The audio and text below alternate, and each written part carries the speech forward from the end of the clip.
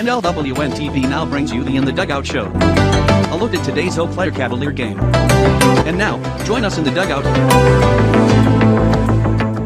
Hello and welcome to today's edition of In the Dugout. Rick Olson here in the NLWN-TV studios, and we're getting ready to bring you all the action of today's Chippewa River Baseball League game as the 7-4 Eau Claire Cavaliers, who are 5-2 in the CRBL, take on their crosstown rival, the Eau Claire Bears from Carson Park.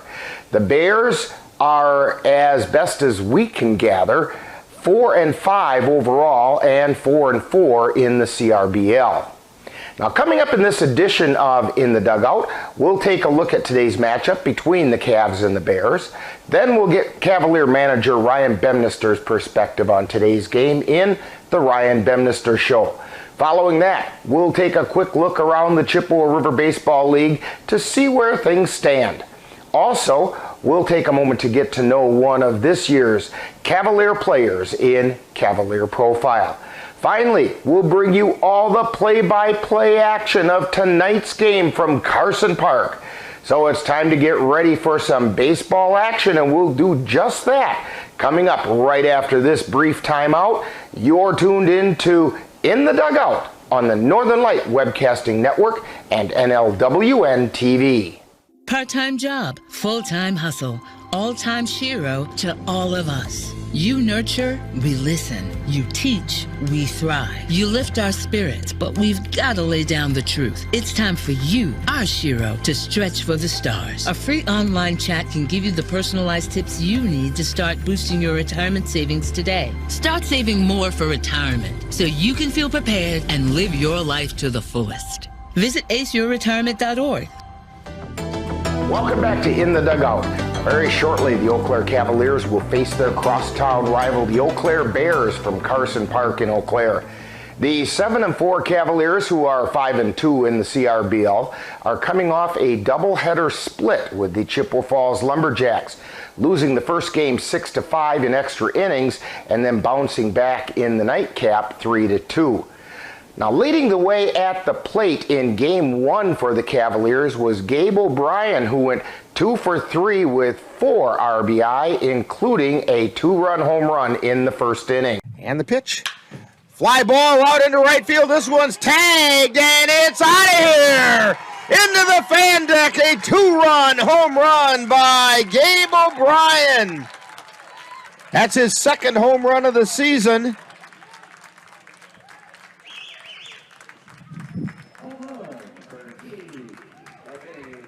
Cole Timon, who had been struggling at the plate of late, showed signs of his bat coming to life with a double in the 7th inning, which started a rally to tie the game and send it into extra innings. Line shot out into the outfield, diving attempt, gets past the outfielder. Timon with the jets turned on, and he gets into second base. Defensively, the Cavs turned in a couple of web gems in Game 1, with shortstop Ben Boda completing a spectacular catch in shallow left field. And the 2-0 pitch. Fly ball out into left field. Ben Boda made the catch and then tripped over Luke Erickson out there, and they both get up and say, hey, yeah, we're okay. Not to be outdone, Gabe O'Brien made a sliding catch to end the 5th inning and keep more runs from scoring. And a high fly ball out into shallow right field. And a sliding catch made by Gabe O'Brien. Another web gem for the Cavaliers. Taking the loss for the Cavaliers in Game 1 was Jake Fisher, who came into a tie game and gave up the winning run in the 8th inning. In Game 2, Caden Erickson picked up 2 of the Cavaliers' 3 hits with a single and a double. There's a line shot down the left field line.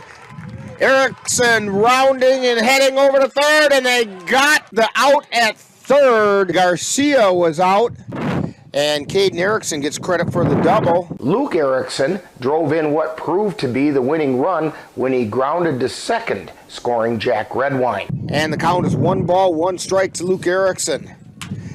He hits a ground ball. The second is bobbled there.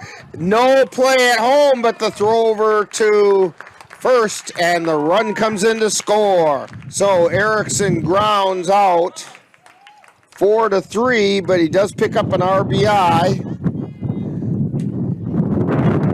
as Redwine comes in to score.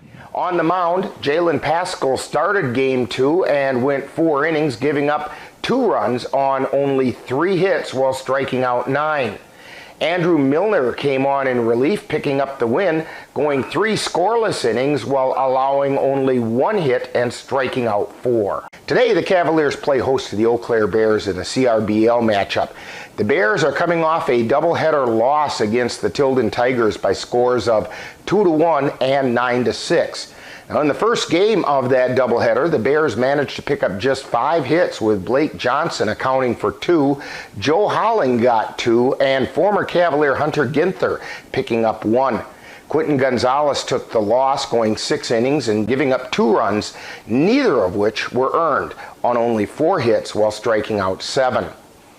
Now, in the Bears' 9-6 loss to the Tigers, Blake Johnson and Mitch Bendixson led the way, each going 1 for 2 and scoring a run each. Joel Zacco took the loss on the mound. Now, so far this season, leading the way for the Cavaliers at the plate is Cooper Kapanke, who's hitting at a .563 pace, with 3 of his 9 hits being doubles.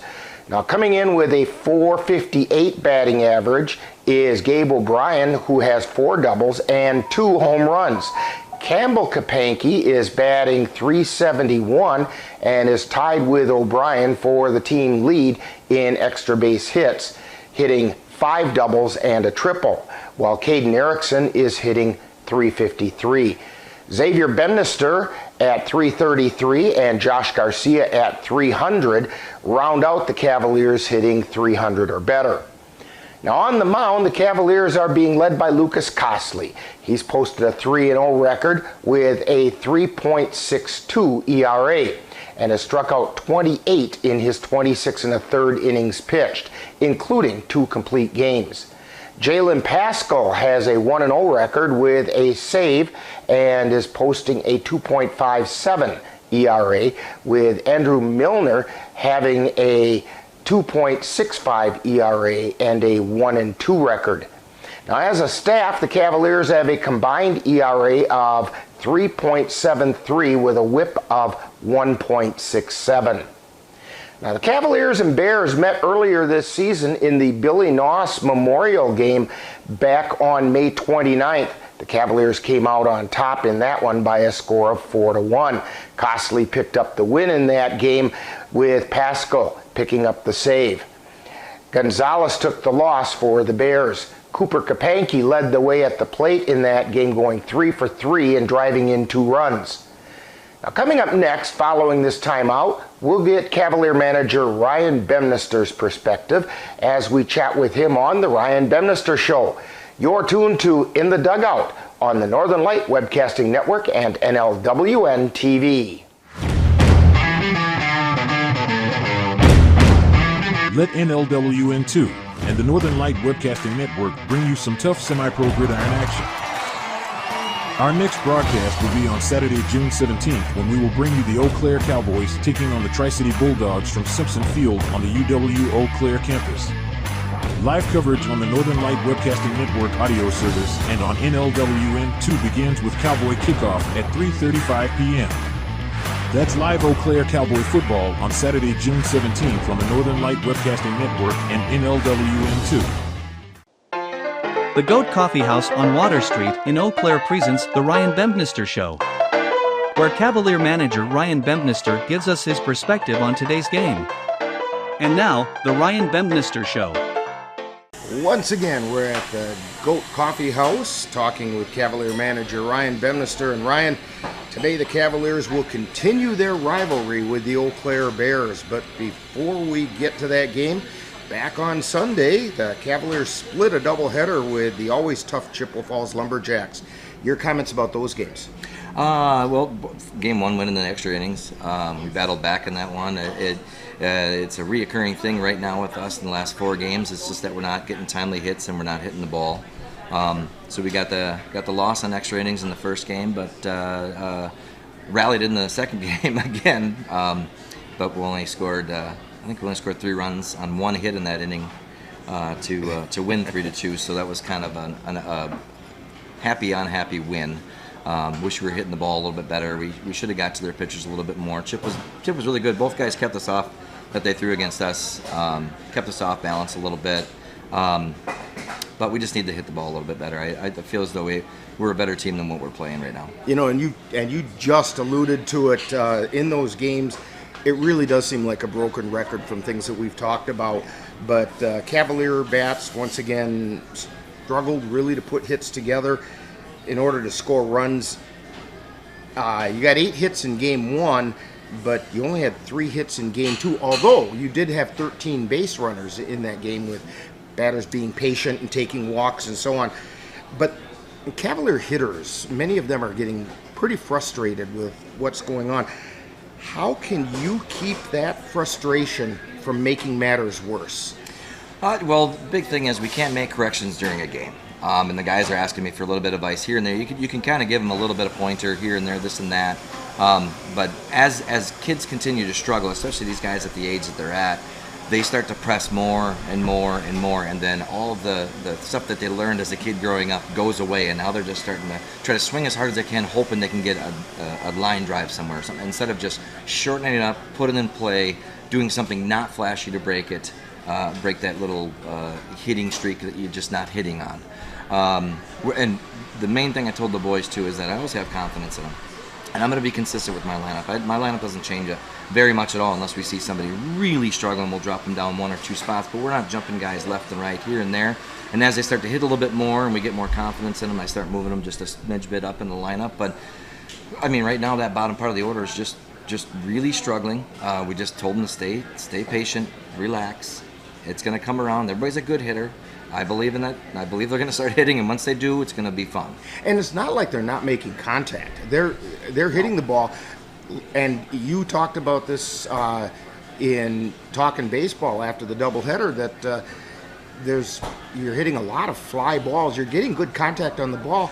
It's just getting a little too much air underneath. You straighten a couple of those fly balls into line drives, they'll find the grass in the outfield, and all of a sudden those hitting problems start to disappear.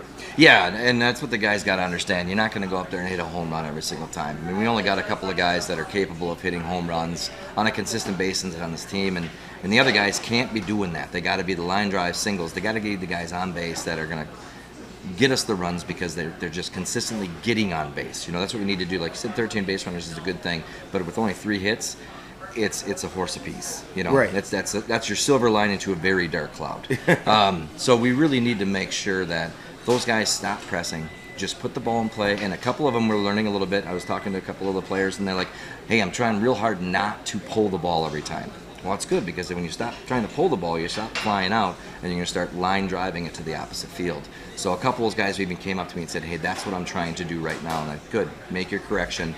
We're going to get in the cage, hopefully, at some point this week when we have some time off, just to work on a couple of other little things. But they're going to come around. It's just, I hope it's sooner than later. Now, again, Cavalier pitching on Sunday was pretty solid. Lucas Costley went 7 innings, and although he didn't have his very best control, he did keep the Cavaliers in the game, left with the game tied. And then in game 2, Jalen Pascal and Andrew Milner combined to scatter only 4 hits. They only gave up 2 runs and got the win. Your comments about the Cavalier pitching so far this year? Solid again. We're getting effort from everybody that goes out on that mound every single time. The pitching has been one of our really bright spots on a consistent level through the 11 games that we've played. I think it's 11. You know, we're not digging ourselves big holes. You know, we're staying pretty solid. We're around the strike zone. They're mixing things up. I mean, Lucas should have been out of that first inning against the Chippewa with no damage. We just couldn't make plays for him, and that was a little frustrating with a couple errors. And that's another thing. I mean, you can't expect a kid like Lucas or Jalen or Andrew or Drew, who's been throwing a bunch for us. I mean, they're throwing so many extra pitches because of the defensive errors behind them. And then those guys start to press a little bit, just like the batters start pressing, and they're like, I can do this on my own. Well, no, you got to trust the other, 8 guys on the field, and they got to know that. And unfortunately, when you're averaging about 3.5 errors a game, it's a lot of extra pitches. And those are only the errors that statistically get counted as errors. There are things that happen, mental errors. You play a guy a little bit too far to the left or a little bit too far to the right, so all of a sudden he hits the ball and it's just out of your reach. Part of that is just baseball. Part of that's a good hitter finding the spot. But part of that is the players being able to cleanly grab the ball and make the play. It's almost like you sometimes have to hold your breath when they field the ball cleanly. Are they going to throw it to first cleanly, or are they going to put it in orbit? Yeah. Or on a routine ground ball, are they going to field it off their chest and have to double field it? Yeah. Yeah, and that's happened a lot on. Unfortunately, it's happened a lot on our infielders. They've committed a lot of errors. They're better players than that, and they know that, and they've come up to me and apologized, and I told them, you don't need to apologize to me. I'm not the... If you're going to apologize to anybody, you apologize to the pitcher. You may throw 20 extra pitches. And just keep your head in the game and make the plays. And I got to hand it to Ben Boda. That was a very spectacular catch that he made in the first game, going over Luke Erickson the way he did, and hanging on to the ball. That's the part that's incredible. Yeah. The fact that there was a collision in the outfield, you might say that that's one of those errors that isn't an error, because one of them has got to call the other one off and make the play, and so that collision probably shouldn't have happened, but the simple fact is it did, and those things happen, and the fact that he held on to the ball is a credit to him. Oh yeah, it was a great play. But if you remember, after he made that great play, I think it was an inning or two later, there was a ball that fell in between him and Jackson at third when they weren't communicating at all. That was just a routine fly ball that was only 40 feet in the air. But it did look as though Jackson was on the ball, and then he lost he heard footsteps and then lost it. And then lost it once he heard it. Yeah. And those guys got to communicate a little bit better, and they know that, and that's just part of the game. They just got to communicate a little bit better. I know that the fielding's going to get cleaned up, especially that middle infield part. And we're still piecing together certain things at first and third when we don't have certain players around. We're still missing Yags. Hopefully he'll be back sooner or later. He'll be a consistent third baseman for us. We got great play from Garcia and Vance, but both those guys are typically, one's a pitcher and one's an outfielder, so it's hard to have them play in a position they're not comfortable with. They've been doing a great job over there, but if we can clean that up and clean up the middle infield part, I think we're going to be okay, because our defense in the outfield is stellar, and our behind the plate is unbelievable. And part of this reminds me a lot of putting together a mosaic. I just had a chat with a friend of mine who came in your front door here and is an art teacher, and this made me think of it. It's like doing a mosaic. You've got all these pieces that came from all kinds of different things, and now you're trying to turn them into a beautiful piece of art, and that takes a while. And these guys, and that's part of the communication and learning to play with each other. They're all individually great players, but they've got to figure out the chemistry together. Yeah, and it's one of these things. Those boys are here to get better for when they go back to college and play baseball, and they're here to win games with the Cavs, and they're here to win the CRBL, they're here to win the WBA, all these types of things, but they're also here to do the things that they're supposed to be doing in college. So when I got a pitcher playing third base, I got an outfielder playing third, I got, certain things like that, I got a pitcher playing first base. I can't have it. Those guys got to be doing what they're supposed to be doing, which is pitching or fielding in the positions that they are, and that's, one of these things. A couple of guys that come up to me and say, hey, I'll go over there and play third. I'm like, yeah, but you're playing second in college, I need you to stay there. Hey, you're playing short in college, I need you to stay. We'll figure that out. You guys got to work on the things that you need to work on for college, which means I put you in the best position to be able to field the best way that we can. So today the Cavaliers, we're going to have some fun today, because the Cavaliers are going to face off against crosstown rival Eau Claire Bears. Anytime these two teams meet, it's great baseball. It's a lot of fun. And you've already faced the Bears once during the Billy Noss Memorial Game, came out on top 4-1 with that. What do you think might be different in today's game from the Billy Noss game? Well, it's a conference game. Personally saying that, I don't think it's much different than the Billy Noss game, just because the importance of that game to everybody that knew Billy and everything else. So that was kind of like a conference game. So I feel as though we're going to get their best like we did that day. I think that game was like 4-1 or 4-1. So it's a very competitive game. I feel like that's what tonight's going to be like. It's going to be a very competitive game. We're going to see one of their better pitchers. I think they played I think they played Osseo this last weekend, played them really hard. I think Tilden. Yes. They played Tilden this weekend, and they played them really hard. And Tilden's one of the better teams in the division, and in their division, I should say. And we're going to get the best that the Bears have. I mean, we know that every time we play them because they want to beat us. It's the Bears and the Cavs are probably the biggest rival that is in the CRBL. And it truly is a well-respected and fun rivalry. Yeah. A lot of these players know each other from way back, and I don't know about you, but whenever I had a chance to play against somebody that I knew really well, my game went up a little because I just wanted to show them that, hey, I've still got it. You know?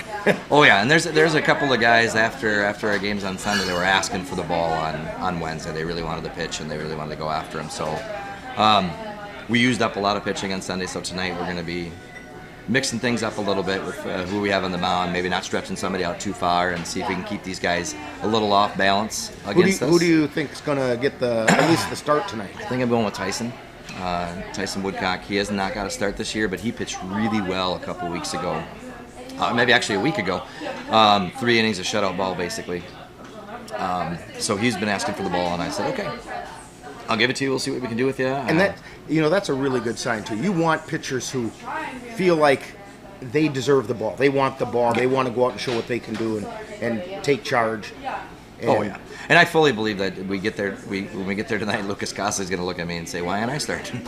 Well, you threw 120 pitches on Sunday, buddy. But on that day, he looked at me in the second game against Chipwood. He goes, "I can go another one if you want." I mean, that's what I want to see from guys. I mean, they know other bodies. It's warm out. It's better to keep loose and things like that. So I'm fully believe tonight if I have to throw 6 guys to keep them off balance and just have some fun with it, I'll know I'm going to have those 6 guys available. And the other thing is, you can't forget that coming up next Sunday, you're going to have another doubleheader, so you're going to need a full staff of pitchers there. So a guy like Lucas Cosley, who always wants the ball, bless his heart for that, but he needs to also realize that he needs to be fresh for Sunday for his opportunity there. Yeah, and we've got other guys that can long start. I mean, we know we got to get Milner a few more innings here and there. Jalen's been throwing a little bit for us. I mean, those guys are leading us in the innings, and Drew Ronke's leading us in appearances and stuff. But we need to get Tyson out there. We need to get Jackson. Jackson had a good outing against Hudson, I think. Threw 5 2/3 in that game. So you can see how he stretched out in that game. We got to get Xavier some time on the mound. We got guys that can throw. The Fish, new guy. I mean, we've pitched him a couple of times. He's looked good when he's out there. So we've got a full arsenal of guys that we can use, and we just need to make sure we're using them at the right time and then keeping certain ones fresh for other days.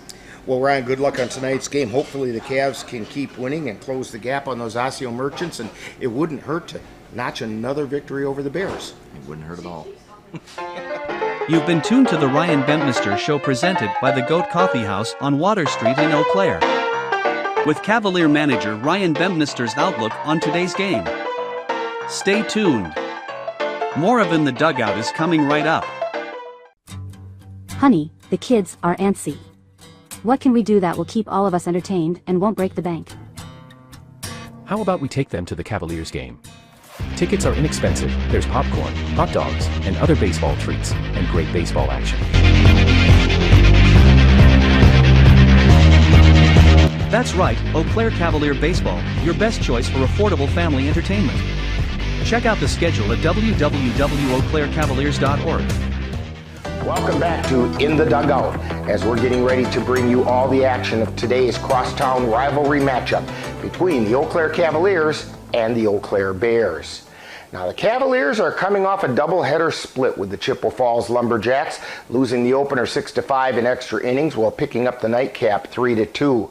In other CRBL games on Sunday, the Cadott Red Sox took 2 from the Augusta Athletics, 8-6 and 9-6.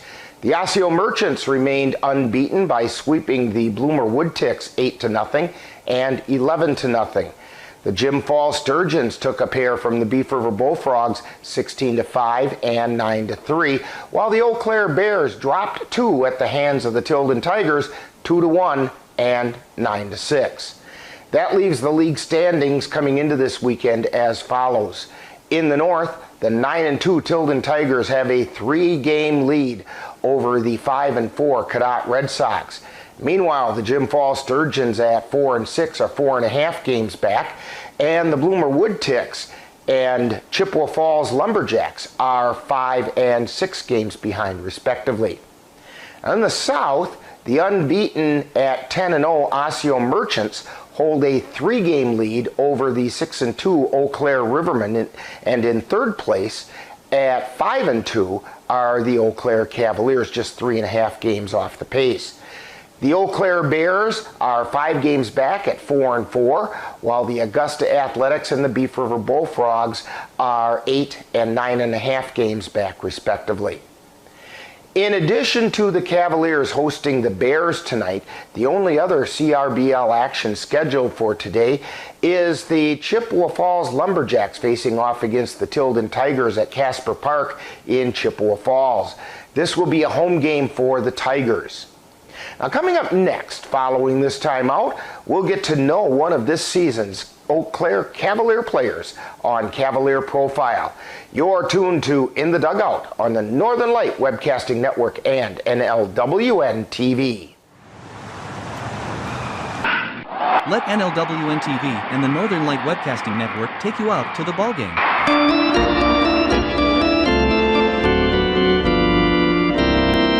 Our next broadcast will be on Sunday, June 18th, when we will bring you the Cavaliers taking on the Cadott Red Sox in a doubleheader from Carson Park. Live coverage on the Northern Light Webcasting Network audio service and on NLWN-TV begins with the In the Dugout show at 12:05 p.m. That's a live Eau Claire Cavalier doubleheader on Sunday, June 18th on the Northern Light Webcasting Network and NLWN-TV.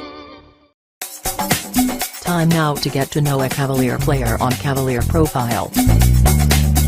We'll get to know a little better who plays on this year's Eau Claire Cavalier baseball team. And now, Cavalier Profile.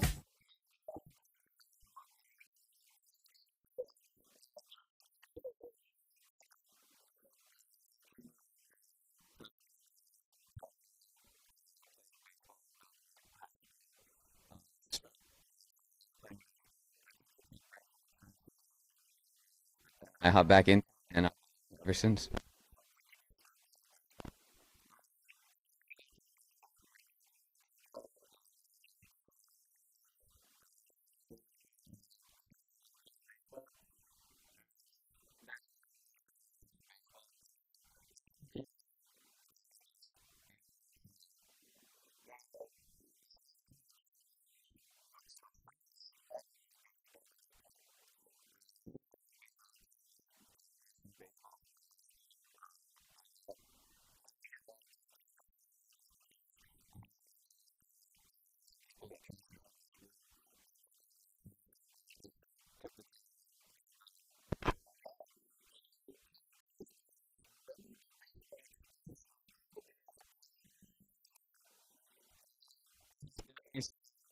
It was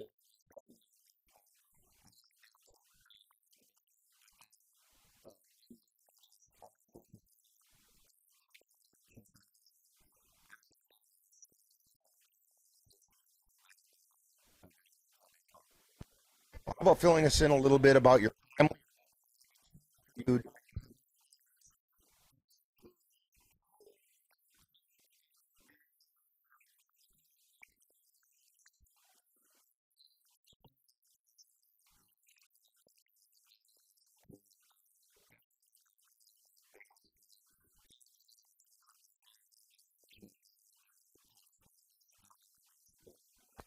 Folks, the watch parties are happening in California.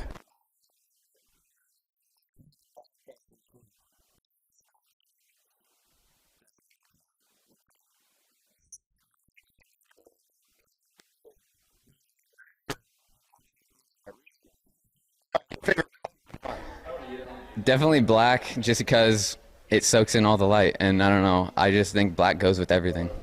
It does. You can pair it with anything and it doesn't matter. Yeah. All right, if you had a superpower, what would that be? Definitely to teleport, just to be in one place at one time, and then all of a sudden you're in another place at another time, like being here, and then next second I could be in Paris. Okay. All right, now this is the tough part of this question. If you have that superpower, being able to teleport, of course you have to have a superhero name. So what's Josh's superhero name?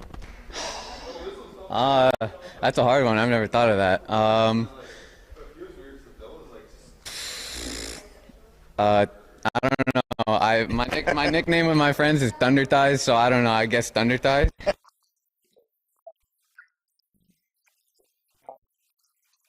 Oh, definitely the Anaheim Angels. It's been my #1 team since I was a kid, and it still is today.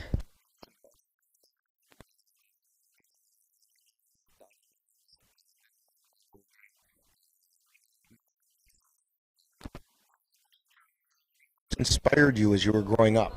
Vladimir Guerrero, definitely. He was my biggest inspiration. He was on. I just enjoyed watching him play baseball for the Angels, and then even after the Angels, I still enjoyed watching him play baseball.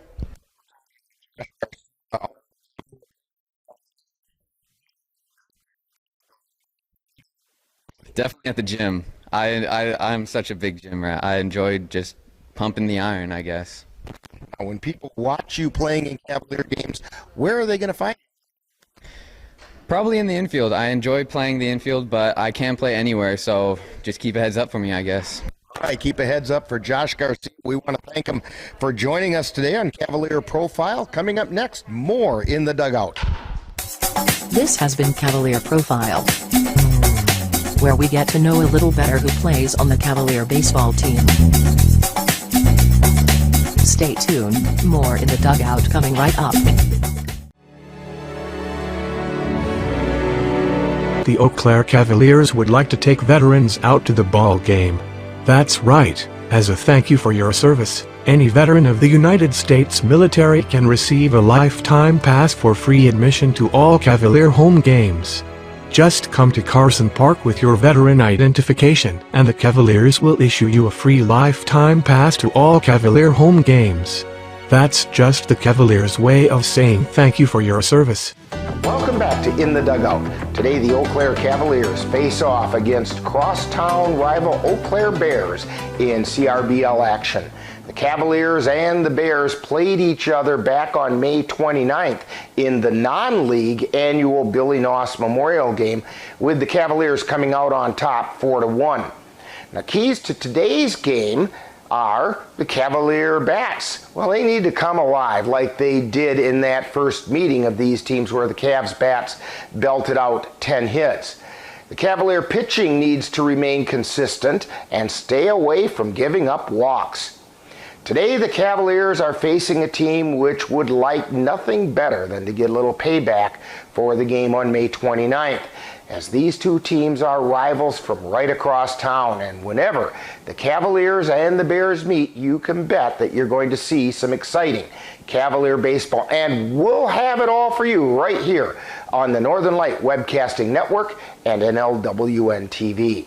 Now, in just a moment, I'll be joining the rest of our broadcast crew at Carson Park in Eau Claire as we bring you all the action of today's game between the Eau Claire Cavaliers and the Eau Claire Bears. That's coming up next. You've been tuned to In the Dugout on the Northern Light Webcasting Network and NLWN-TV.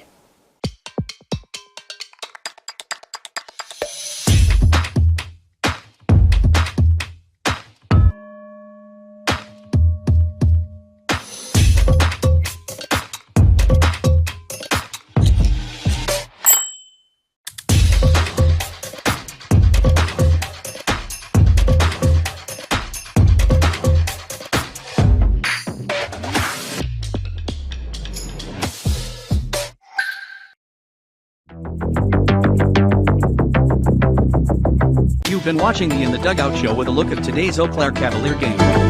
This has been a presentation of NLWN-TV. Stay tuned. Coming up next is live Eau Claire Cavalier baseball. It happens to everyone eventually. Your computer goes on the fritz. Fear not, Sladen's Technology Services can help. When your computer decides to not cooperate, it can be very frustrating. Let Sladen's Technology Services keep you from wanting to drive your computer right off a cliff. Sladen's Technology Services supports business of all sizes. They offer assistance with managed anti-malware, encrypted email, fast tech support, data backup, and recovery, and more. Call Sladen's Technology Services at 715-864-2833 and get the IT help you desire. Sladen's Technology Services is the official IT service for the Northern Light Webcasting Network. Eau Claire Cavalier Baseball is on the air. The Northern Light Webcasting Network and NLWN-TV proudly brings you today's Eau Claire Cavalier game. Join us as we follow the Cavs while they battle their way through the Chippewa River Baseball League. Fly ball into left field. Could it be? Could it be? Way back. Off the fence and it's out of here. It's a 3-run home run and the Cavaliers take the lead. And now, out to the ballpark for coverage of today's game.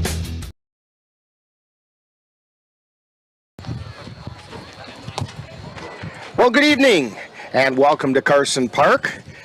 Getting ready to get things rolling with Cavalier baseball. Rick Olson here along with Cassie Johnson-Nelson on the computer and Dan Petchow on the camera tonight. Cavaliers taking on their crosstown rival Eau Claire Bears. It is Culligan Water Systems and YMCA of the Chippewa Valley night for the Cavaliers here at Carson Park. And let's go through the starting lineups for tonight's game. First of all, for the visiting Eau Claire Bears, leading off, the third baseman, Nate Kent. Batting second and pitching, former Cavalier Hunter Ginther. Batting third at first base is Blake Johnson. Batting fourth behind the plate, Joe Halling. Batting fifth and playing right field is Todd Lasher. Batting sixth and playing second base, Jim Till. Batting seventh and at shortstop, Joel Zacco. Batting eighth, the center fielder, Tyler Astrike. And batting ninth and playing left field, Grant Preston. For the Cavaliers, leading off, playing second base is Caden Erickson. Batting second and playing third base, Josh Garcia. Batting third and playing right field, Gabe O'Brien. Batting fourth at first base, Cooper Kapanke. Batting fifth and playing left field, Campbell Kapanke. Batting sixth, our Geno's player of the game and the designated hitter, Jack Redwine, and more about that Geno's player of the game coming up. Batting seventh behind the plate, Cole Timon. Batting eighth, the extra hitter is, and I'm not sure.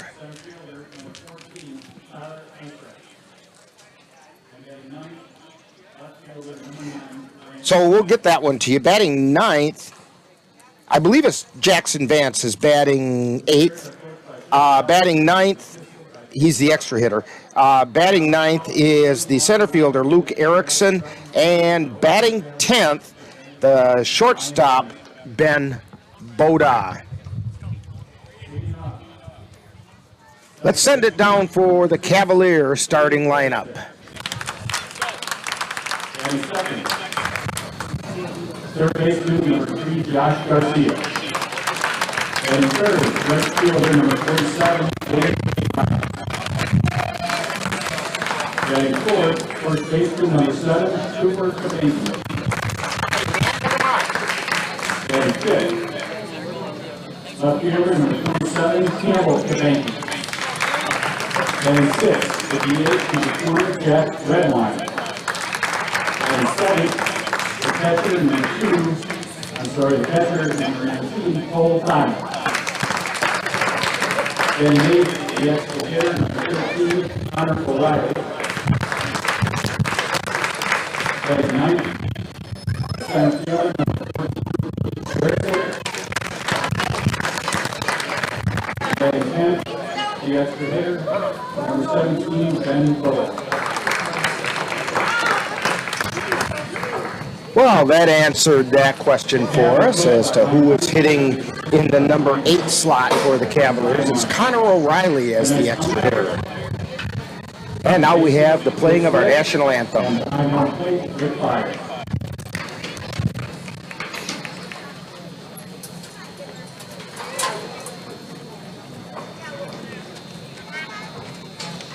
Now, please rise, remove your hats, and honor America for playing our national anthem.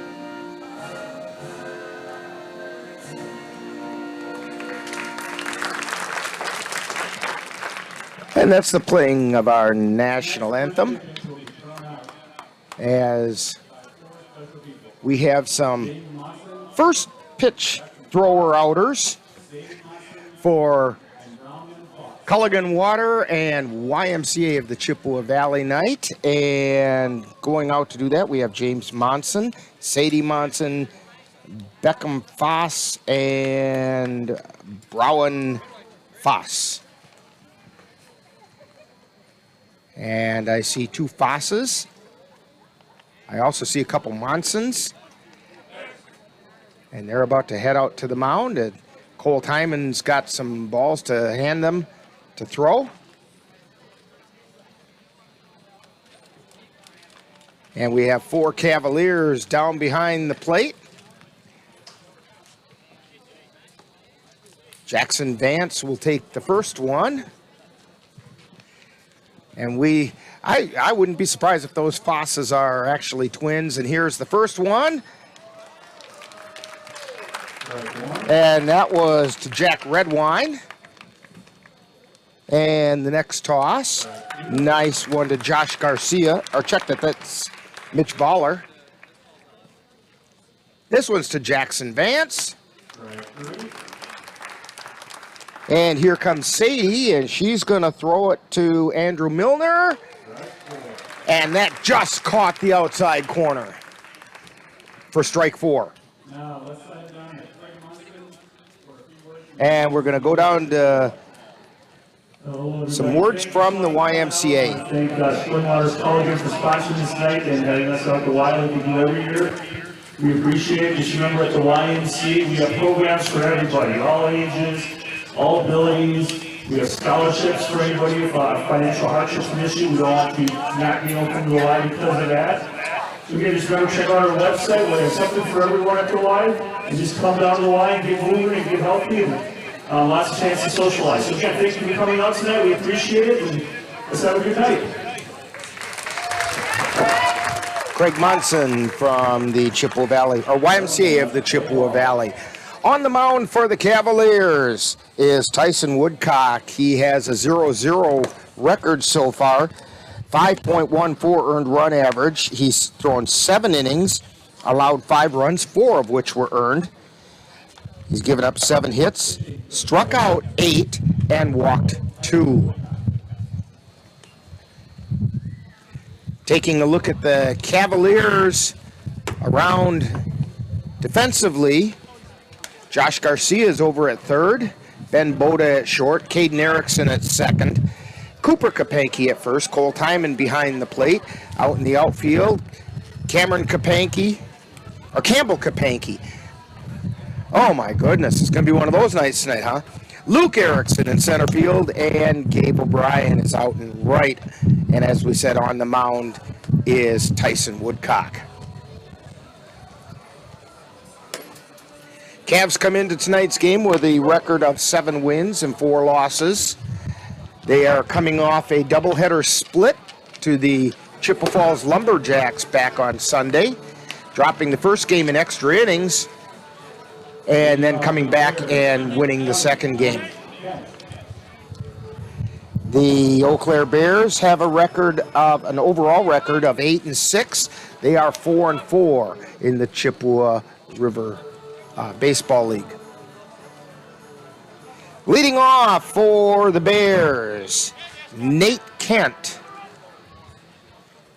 playing third base. And the first pitch is outside for ball 1.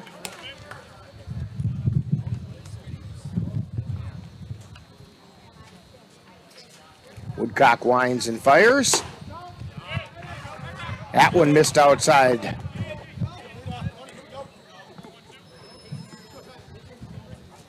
Dan's not too sure about that one.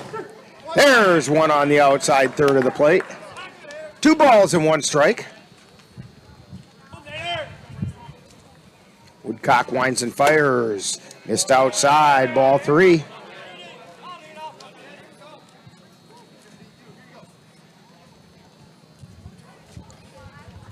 The 3-1 pitch. And that's ball 4. So Nate Kent draws a leadoff walk. That's been the bugaboo for the Cavaliers so far this year. They've been pitching fairly effectively with the exception of giving up a few too many walks. That brings up former Cavalier Hunter Ginther, who's pitching tonight for the Bears. Here's the pitch. Ground ball to second. Erickson flips over to second for one, and they don't get the play at first. But Ginther is on a fielder's choice. And Nate Kent is out at second. Oh, they called him safe. And they're saying Ben Boda was not touching the base. Ginther still gets the fielder's choice.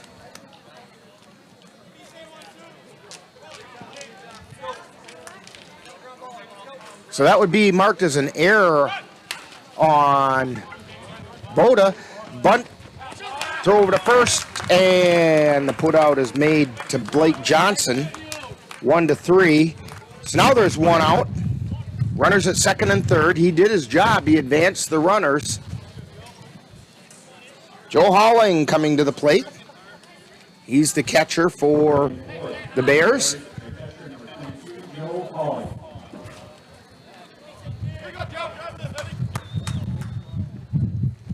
Kent at third, pitches outside for a ball.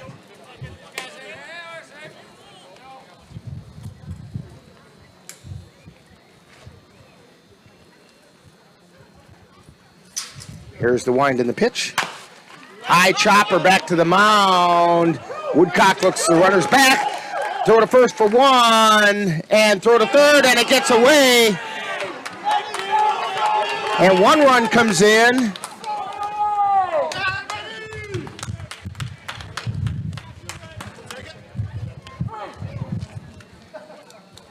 I believe that's going to be an error on Kapanke on the throw.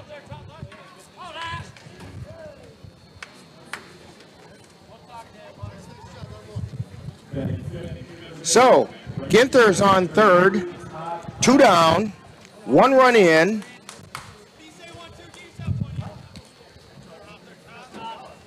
And the pitch is a swing and foul tip. Strike one.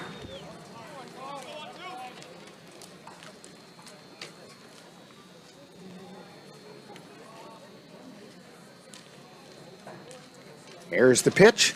Fly ball out into left center field. That's going to find the wall. Run comes in to score. And Lasher checks in at second with a double.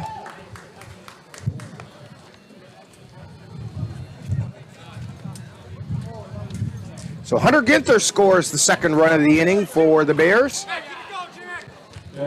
Lasher at second, 2 down. Jim Till comes to the plate. Till playing second base tonight. Pitch missed low. 1 ball, no strikes, 2 down. Fly ball into right field. Moving over is O'Brien. He makes the catch. So, for the Bears, they do pick up 2 runs on 1 hit. There were 2 Cavalier errors and 1 man left on base. So we've played a half inning, and it's the Bears 2, Cavaliers coming to bat on the Northern Light Webcasting Network and NLWN-TV. I love the pizza we get when we go to Gino's Pizza. That's because Gino's has been voted best pizza in the Chippewa Valley 5 years in a row. I think it's because Gino's uses the freshest ingredients, premium quality meats, cheeses, savory spices, and zesty toppings, and all served with attention to detail. Now you're making me hungry. Let's head to Gino's Pizza. Scott and the rest of the folks at Gino's Pizza would like to invite you to come out and try the area's best pizza. Call about Monday through Wednesday dine-in specials at 715-835-2000. That's Gino's Pizza at 5110 Fairview Drive, Eau Claire, right next to Chaos Water Park. And we should mention again that our Gino's player of the game is Jack Redwine. So, if you stop out, or when you stop out at Gino's tomorrow, and you mention Jack Redwine's name, I think even if you just mention the Gino's player of the game, you'll get yourself a free soft drink. And if Jack should happen to score a run in this game, then you'll get yourself a free appetizer just stopping out at Gino's. And our good friend Ann raves about the appetizers out at Gino's. So leading off for the Cavaliers, Caden Erickson playing second base, comes into the game hitting .353. And the first pitch is a strike. Hunter Ginther on the mound.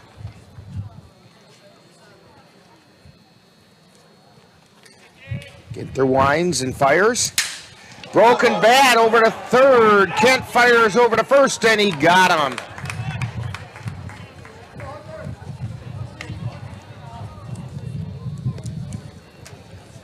That's going to bring up Josh Garcia.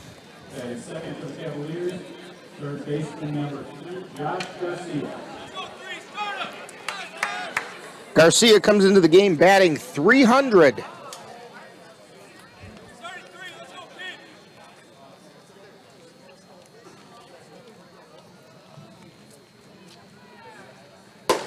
And that pitch caught the corner, strike one.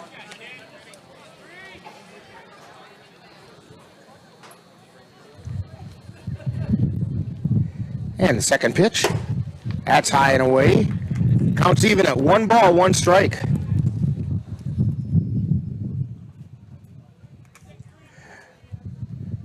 There is a breeze out there. Foul back. 1 ball, 2 strikes. You can hear it through our stadium mic.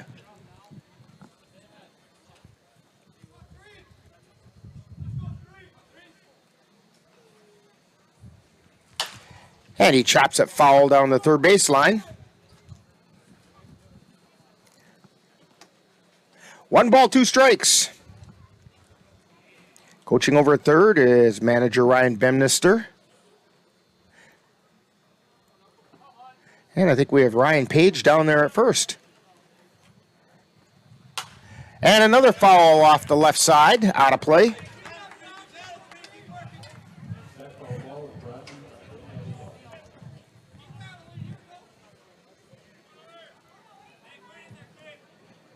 Garcia steps back in. Ginther winds and the 1-2 pitch. Strike 3 called.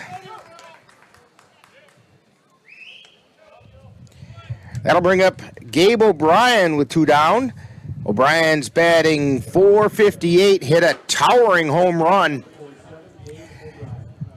on Sunday against the Rivermen.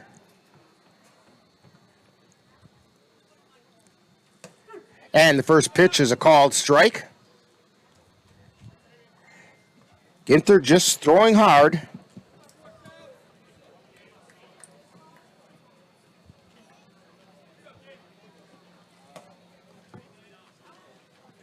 And that pitch misses.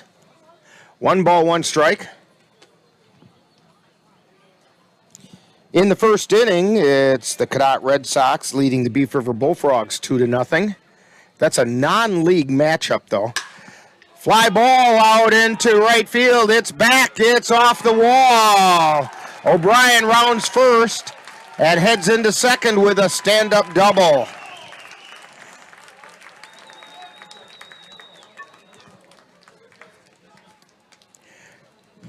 That'll bring up Cooper Kapanke, and Kapanke is batting .563. It's good to have him back. He was gone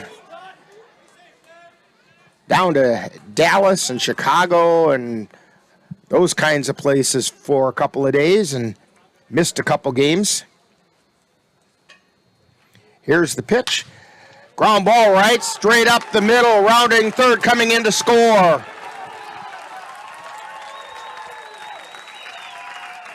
Is Gabe O'Brien as Kapanke singles to center field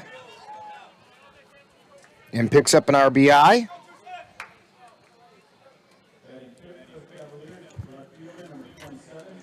Now Campbell Kapanke comes to the plate. Campbell hitting .371. Cooper takes his lead. And the pitch. Outside corner for a strike.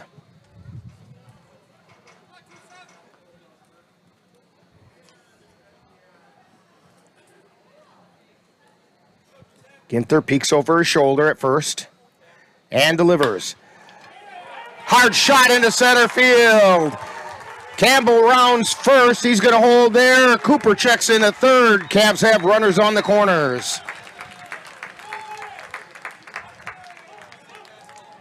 That brings up our Geno's player of the game, Jack Redwine.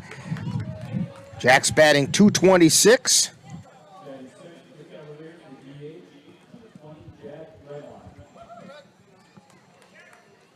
Tying run on third. We're in the bottom of the first inning. And the pitch. And that was a called strike. Rick Beyer behind the plate. Dick Smith out on the bases. Here's the pitch. That's outside for a ball.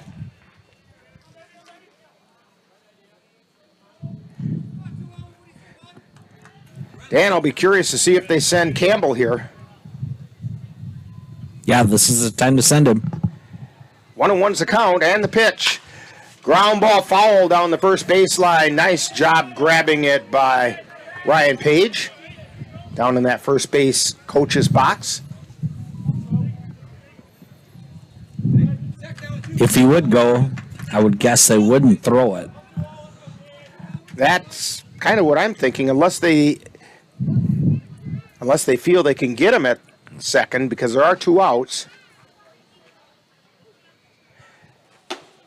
Pitch is high and away. Ball 2. 2 balls, 2 strikes. 2 down.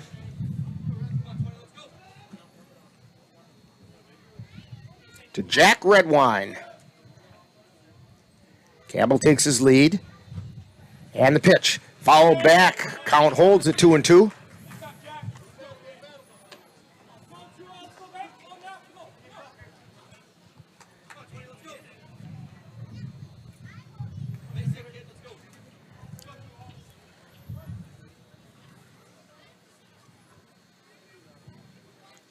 Ginther looks in and fires. Fly ball out into shallow center field, and coming in and making the catch is a strike for the third out. So for the Cavaliers, they get 1 run on 2 hits. There were no errors, and 2 were left on base. We've completed 1 inning, and it's the Bears 2, Cavaliers 1 on the Northern Light Webcasting Network and NLWN-TV. The roar of our engines, the pump of our heartbeats, the pedal to our metal. The sparks that ignite us, the pistons that push us, the passions that drive us, on the roads that unite us. Napa has America's largest network of parts and care, here to be the fuel that keeps you firing on all cylinders. Visit either of Eau Claire's 2 locally owned Napa Auto Parts stores on Highway 93 or North Claremont Avenue. Jason, let's go see your room.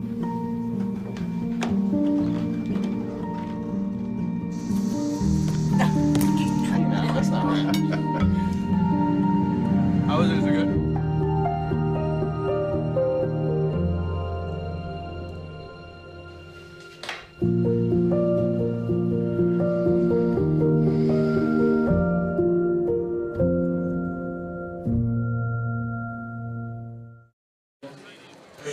And welcome back to Carson Park.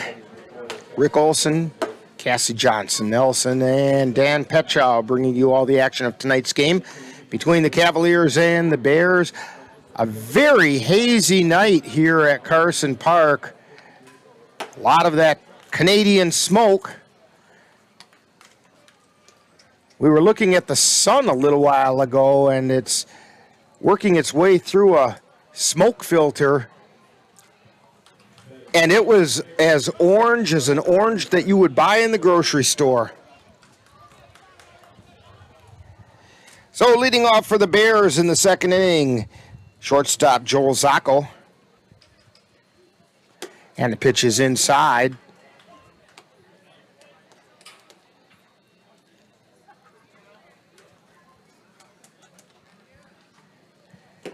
And that pitch misses. 2 balls. No strikes, nobody out.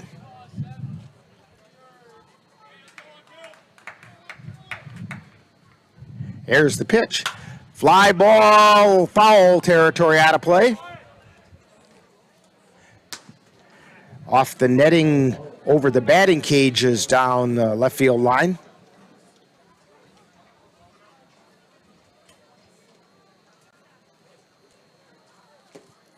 That pitch just missed.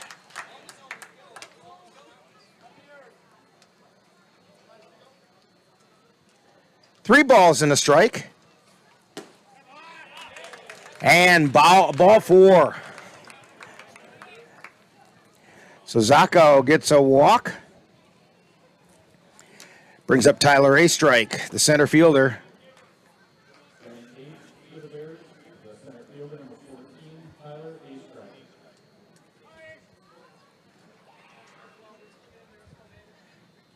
Nobody out, runner on first. That's Joel Zacco. He takes his lead. And the pitch is outside for a ball. Tyson Woodcock on the mound tends to keep missing to the third base side of the plate. Looks over his shoulder at first. Throw over to first. Zacco back in safely.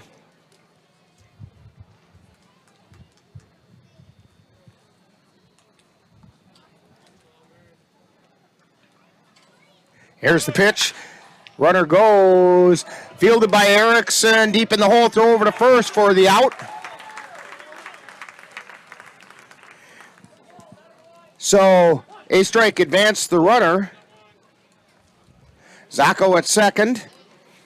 One out. Brings up Grant Preston.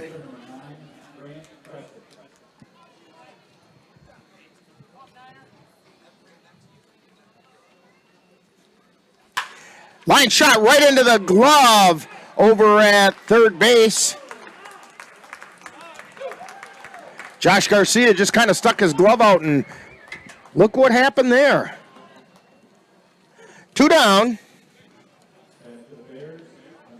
That'll go back to the top of the order. Nate Kent, who drew a walk, ended up scoring on a couple of Cavalier errors. And the first pitch got the corner for strike one.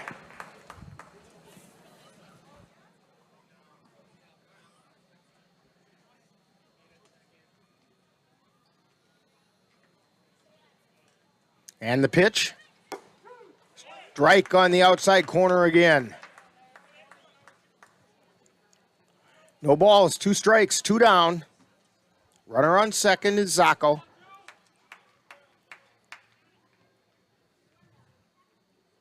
The 0-2 pitch, that's outside. Kent had a notion and decided not to go, and he's glad he didn't.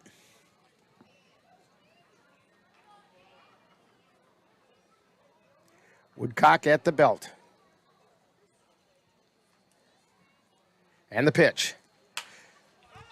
Pop up into shallow left field, and Boda goes out and makes the catch. So, for the Bears, no runs, no hits, no errors, one man left on base.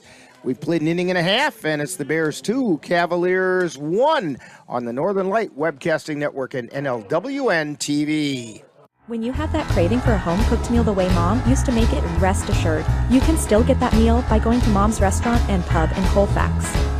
Mom's is open daily, serving breakfast and lunch, and don't forget dinner on Friday nights with Mom's famous fish fry. The coffee is always hot, the breakfast is always delicious, and lunch will put a smile on your face and in your stomach. 225 Bremer Avenue, Colfax.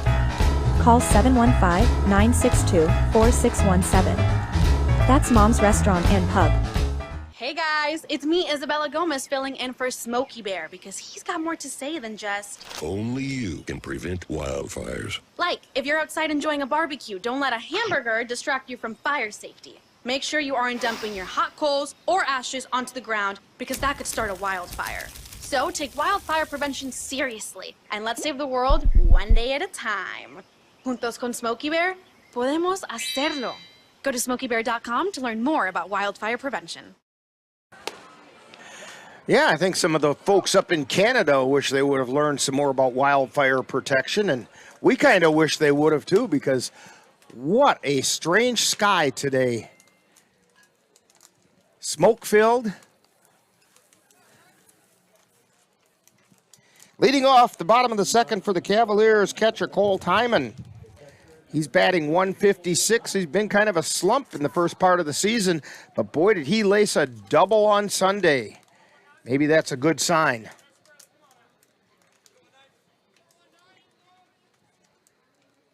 Ginther fires. That missed high for a ball.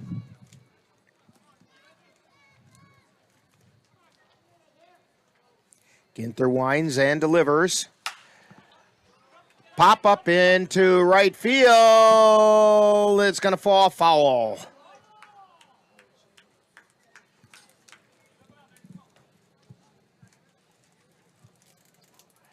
Todd Lasher gave it a good chase, but couldn't quite get over there.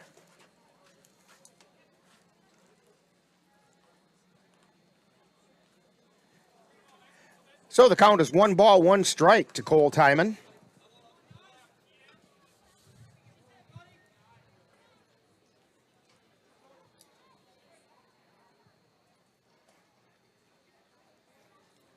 The wind in the pitch. Check swing strike called.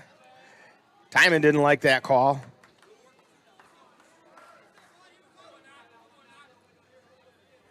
Timon takes a deep breath, steps back in. The pitch from Ginther. Strike 3 called.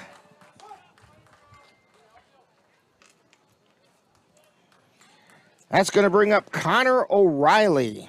Now, Connor is the extra hitter.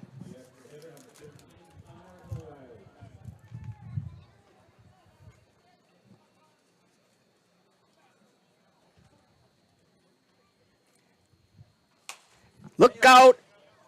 Press box next to us almost got it.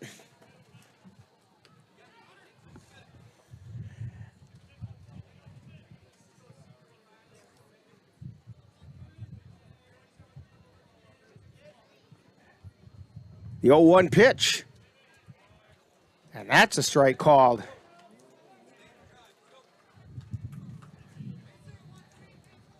O'Reilly usually wears the high socks, but not tonight. Here's the 0-2 pitch. That one missed. Ginther thought he had strike 3.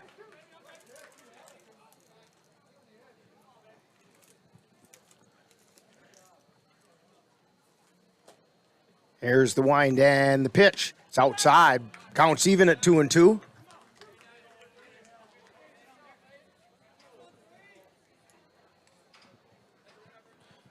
Luke Erickson on deck for the Cavs. Ground ball over to short, picked up by Zacco. Throw over to first, and they got him.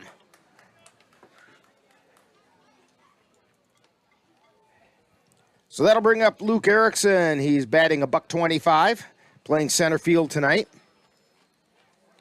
Originally penciled in center field tonight when Ryan Bemnister sent me his lineup was Xavier Bemnister, but he's under the weather today and unable to play. So we wish Xavier the best. Check swing ball outside.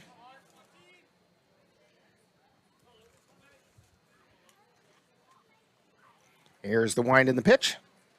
Swing and foul tipped. 1 ball, 1 strike.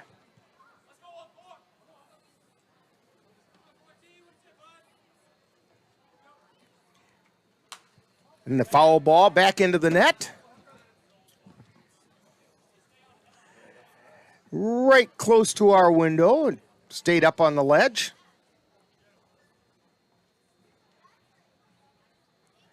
And the pitch. It's outside. Counts even at 2-2. 2 balls, 2 strikes, 2 down.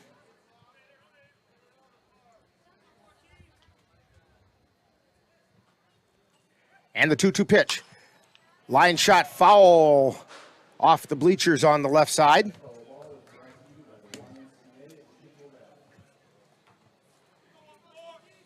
Count holds at 2-2.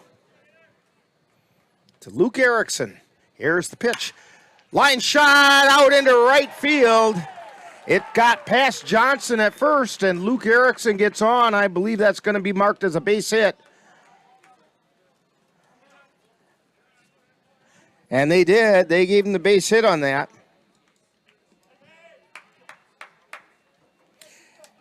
That brings up shortstop Ben Boda. He's batting 147. Cavs scored their run in the first inning with 2 outs. Maybe they can do it again.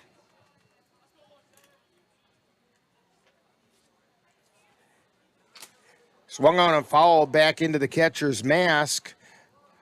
Halling takes the mask off, shakes the cobwebs out.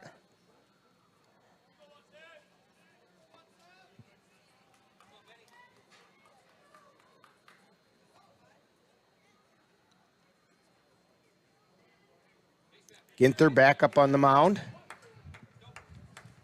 Erickson with a short lead over at first. And the pitch. That's outside.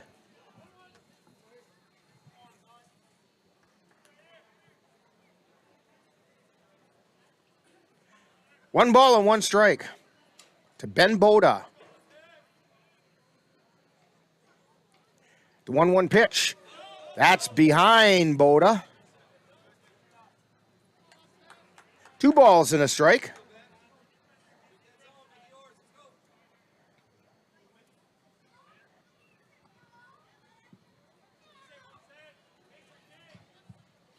Ginther looks over at first. And he delivers. Foul back into the screen. Counts even at 2-2.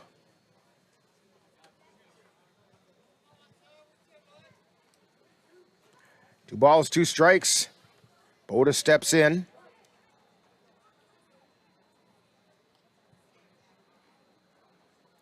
Ginther at the belt. 2-2 pitch. Swing and a miss for strike 3. So for the Cavaliers in the bottom of the second, no runs on 1 hit, no errors, 1 left.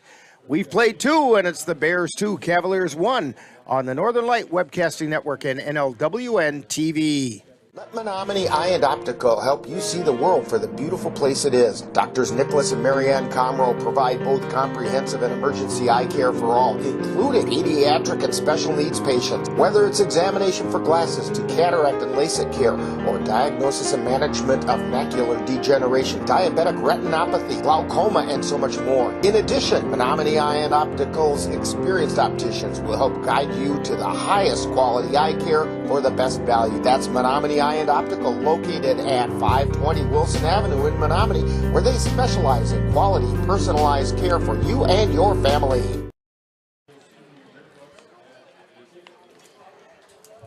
Back here at Carson Park, Rick Olson, Dan Petchow, and of course we've got Cassie.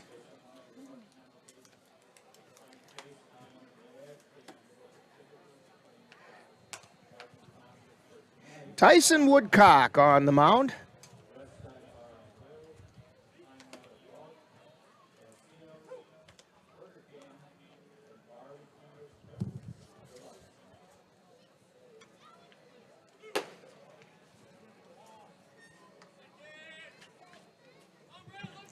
He's only given up 1 hit so far in the first 2 innings.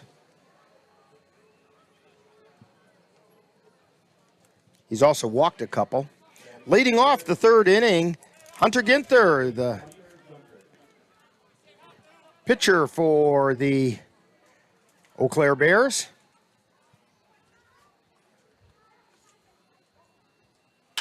Fly ball out into center field. Ranging back is Luke Erickson, and he makes the catch. That's going to bring up Blake Johnson, who grounded to the pitcher his last time up.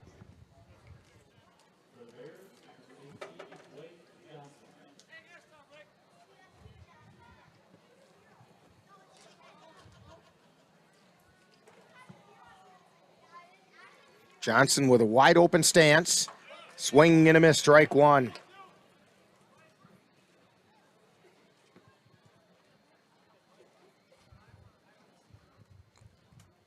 Woodcock winds and fires. Strike call. That one painted the stripe right down the middle of Water Street.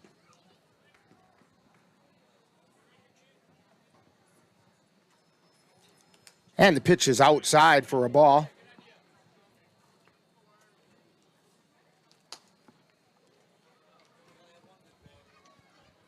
One ball and two strikes. Nobody on, one out. Woodcock delivers.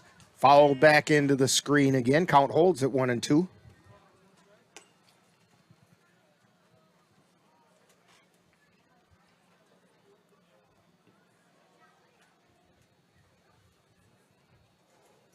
Blake Johnson at the plate. Here's the pitch. A little low. Counts even at 2-2.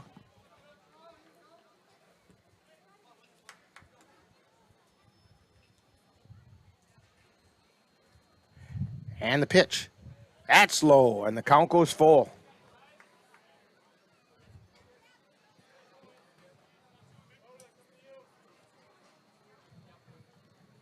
Tyson Woodcock back on the rubber. He likes that sign. Goes into his motion. And the payoff pitch. Missed outside for a ball. So Blake Johnson draws the walk, and it's going to bring up Joe Holling, who grounded to the pitcher. His last time up.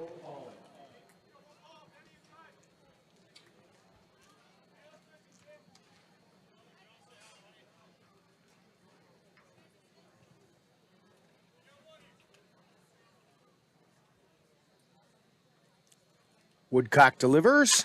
Fly ball right field, foul territory, and it's going to be out of play.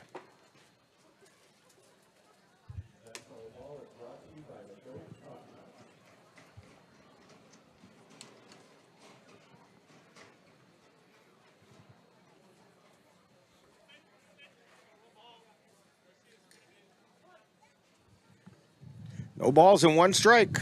One down, runner on first. And the 0-1 pitch. Strike called on the outside corner.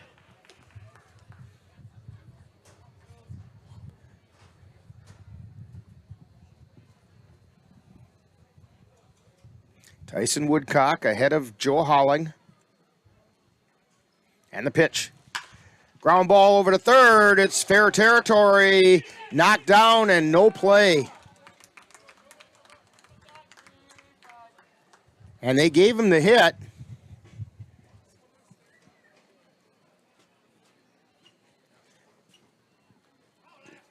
That's going to bring up Todd Lasher. They're saying that Garcia was all he could do to knock the ball down, which actually kept Blake Johnson from advancing as far as third. So Todd Lasher at the plate. He doubled his last time up. And the first pitch missed inside. Oh, check that. It was a strike.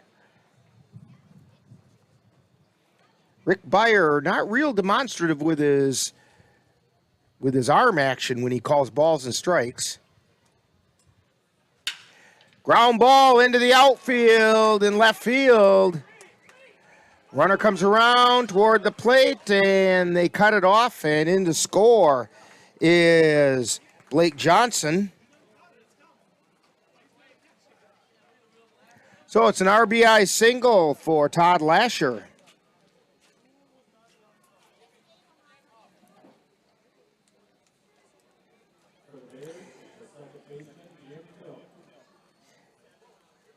Holling at second, Lasher at first, and Jim Till at the plate. He flew to right his last time up. That pitch missed low. One ball, no strikes. Here's the pitch. Ground ball over to second. Oh, takes a high hop. And Erickson wants interference on the runner called.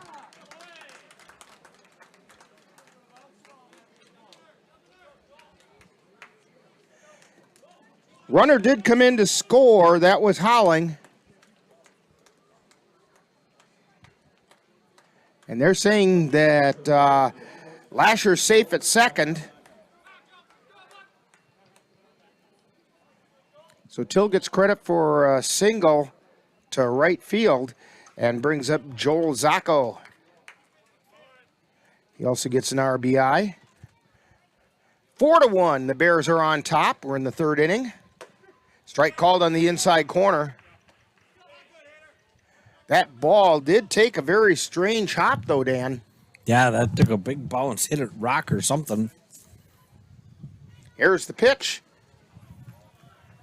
Missed inside, 1 ball, 1 strike. I think Erickson was saying that it hit Lasher. Here's the pitch, fouled away. 1 ball, 2 strikes.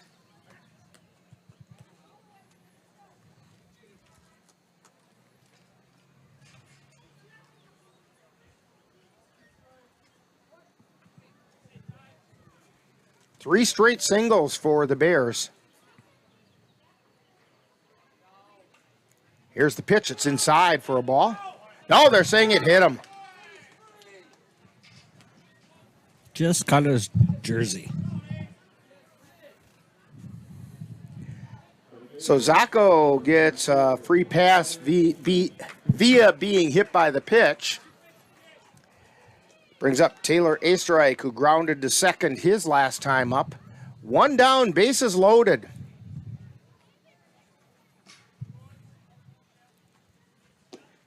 First pitch is low for a ball.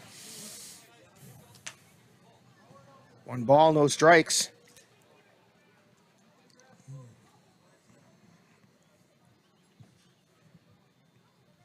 Tyson delivers.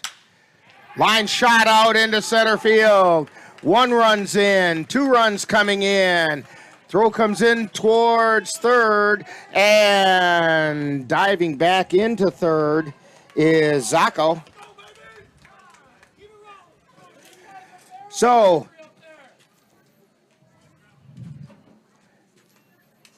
it's a 2 RBI single.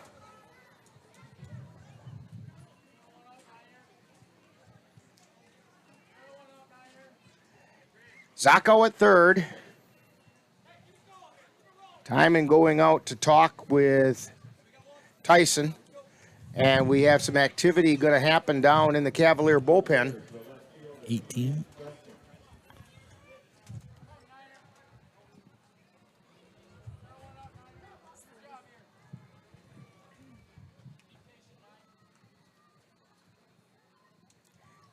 And the pitch. That missed inside. 1 ball, no strikes, 1 out. 4 runs in this inning for the Bears. They lead 6-1. And the pitch. Foul back over the press box.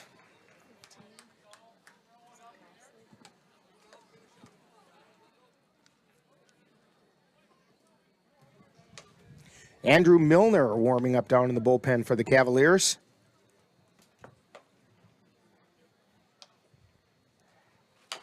And chop foul.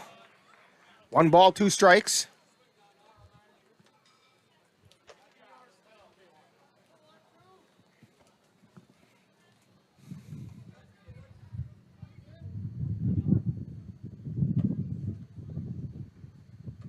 Tyson looking at the plate. Runners on the corners. Check swing, and it was high for a ball. 2 balls, 2 strikes.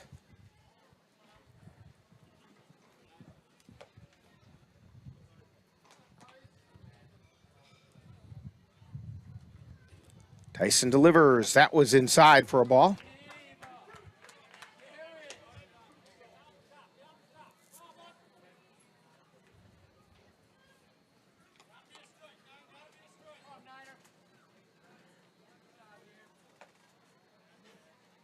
Tyson looks in. Runner goes. Ground ball to short. Boda was going over to cover the bag and it left a hole. Throw to third, and it's not in time, and a run comes in to score. Grant Preston with a base hit to center field.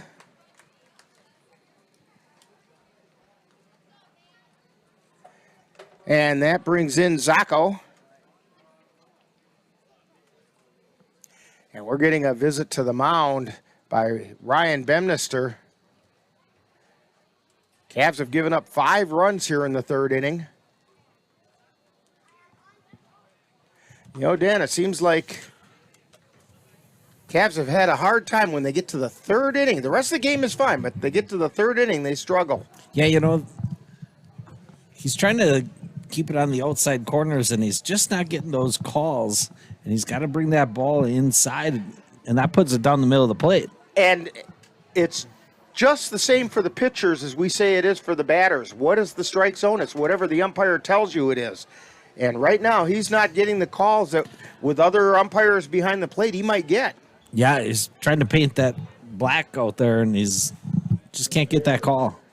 Nate Kent coming up. He's 0 for 1. He flew out to deep shortstop his last time up. Runners on the corner still.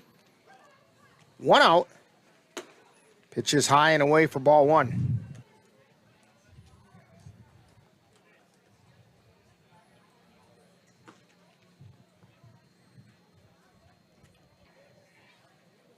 And the delivery, fouled away.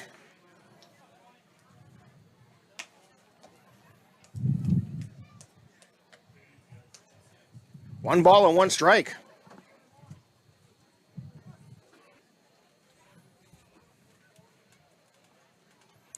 Runner first takes his lead. That's Preston. And the pitch just missed outside. 2 balls and a strike.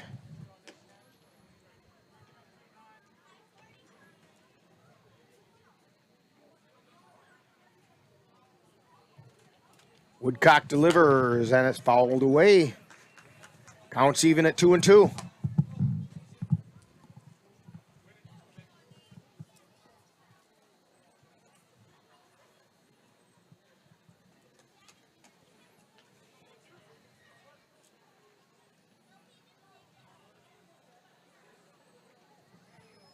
Woodcock at the belt.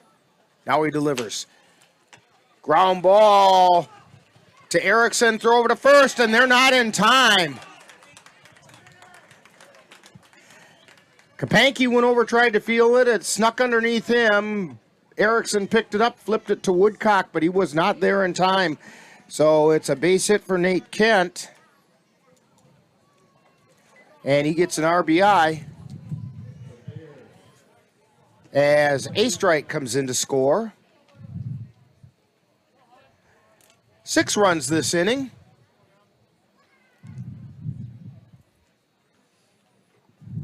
Check that, 5 runs. No, there's 6. 6 runs this inning.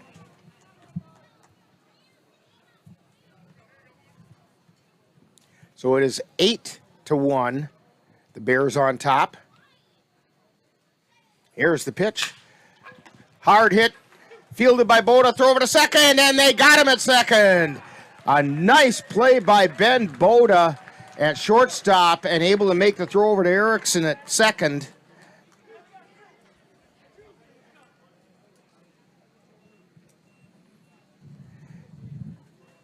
Two down. Runners are at the corners. Preston moved over to third on the play.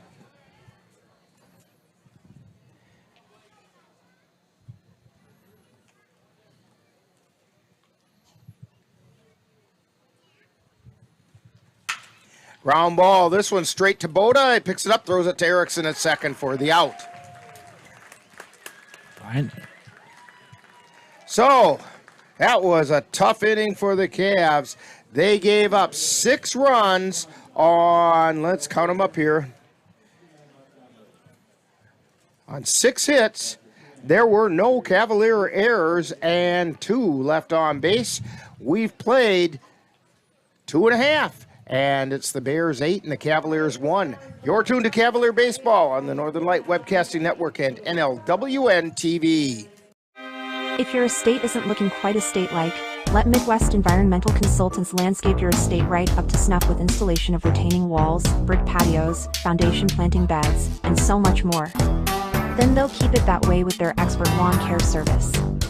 Call Midwest Environmental Consultants at 608-468-2067. Let Midwest Environmental Consultants help make your estate the showplace of the neighborhood.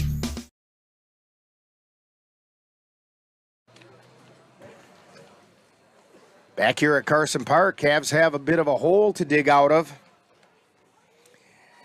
They'll start the bottom of the third inning at the top of the order. Due up, Erickson, Garcia, and O'Brien.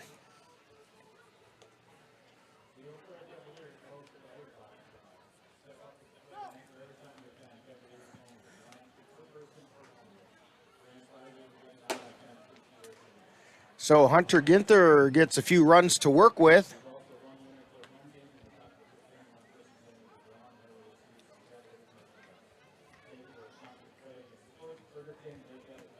And Caden Erickson steps to the plate. He grounded to third his first time up. Broken bat, ground ball. I think the bat went further than the ball, or at least half the bat. Fly ball out into left field. That's going to fall in. It's going to go all the way to the warning track. Erickson checks in at second.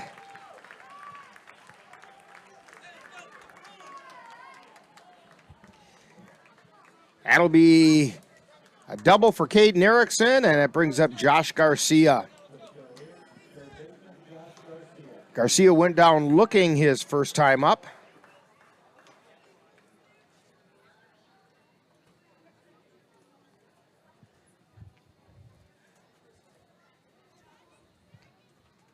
And the pitch inside for a ball.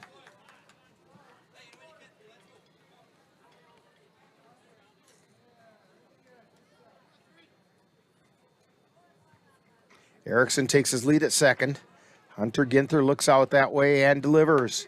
That's a strike on the outside corner.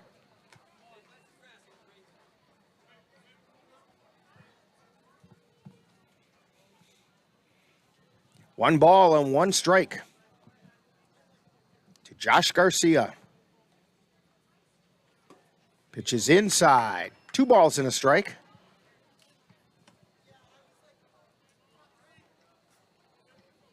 Gabe O'Brien on deck.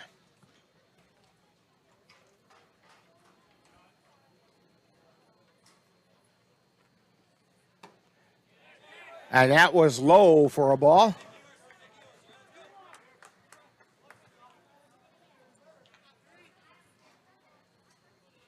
Three balls, one strike. Cavs need base runners.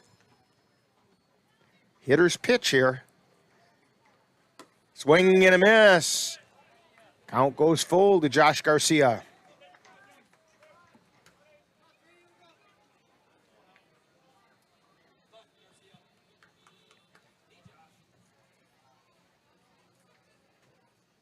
Ginther delivers. Fouled at the dirt. Might have swung at ball 4 there, but, you know, I don't really mind that too much, Dan. That's a hitter making sure he doesn't leave it in the umpire's hands. Yeah, it was going to be on that outside. It might have been a little high. Count remains full. And a foul ball down the third base line.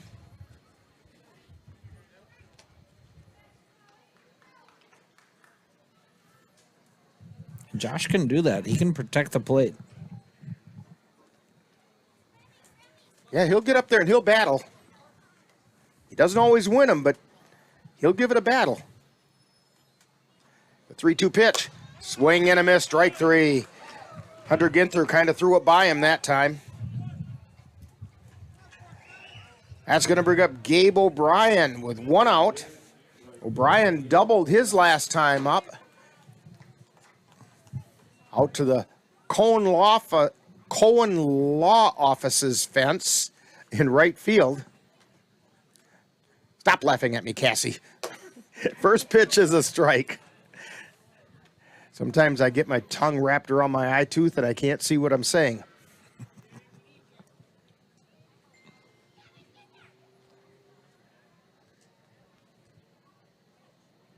The 0-1 pitch. Chopped foul down the first baseline. 0-2.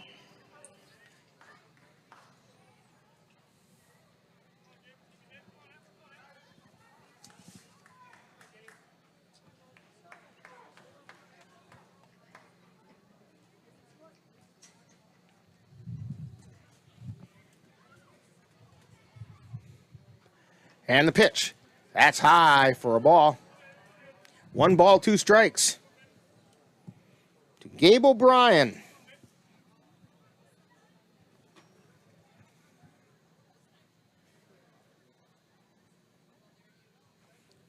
And the pitch.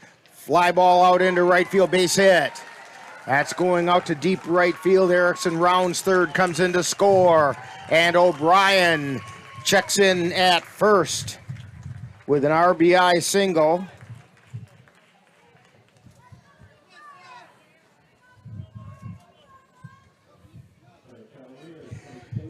So that brings up Cooper Kapanke, who hit an RBI single his first trip to the plate.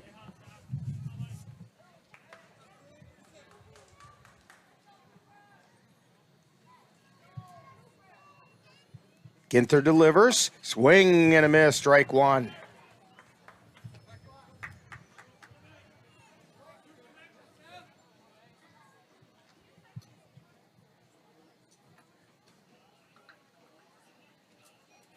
Ginther delivers. And that's a called strike.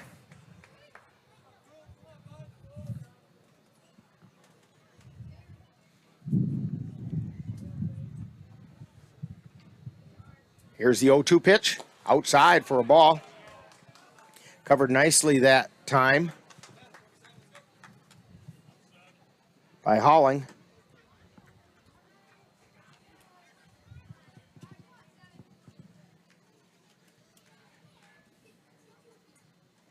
Ginther looks over at first. And the 1-2 pitch, inside. Counts even at 2-2.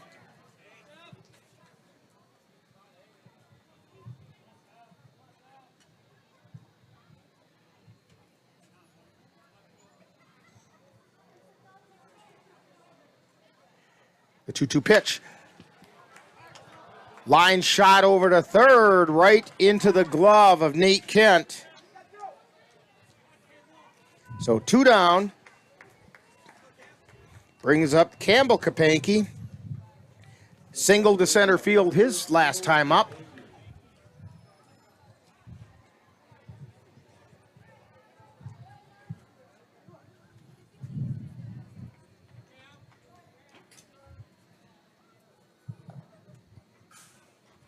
Ginther's first pitch is inside for a ball.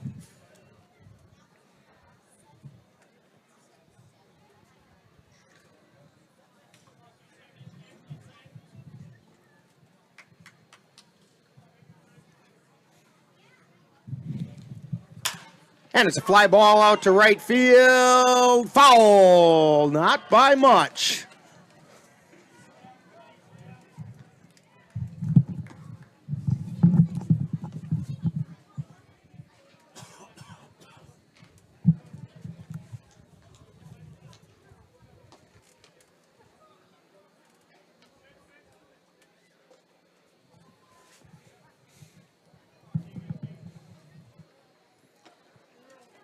One ball and 1 strike.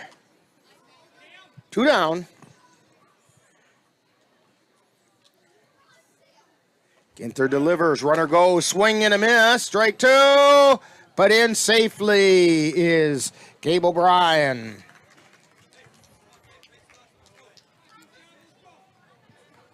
One ball and 2 strikes now. Runner in scoring position.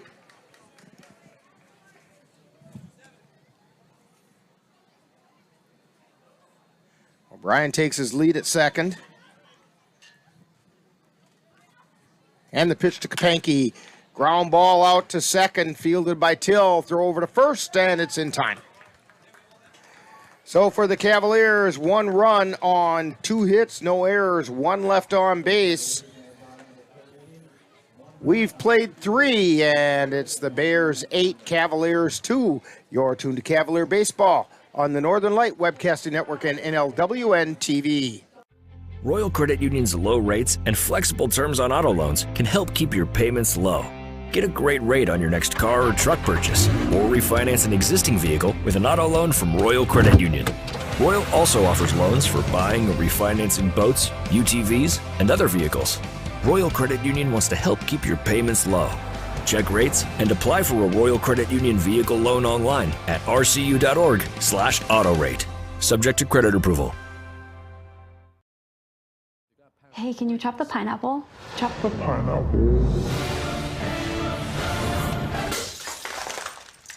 Nope, I'm high. How about I wash off the grapes? Yes. Okay. You're already making good decisions when you're high. I want tacos. Will you drive? I'm a little toasty.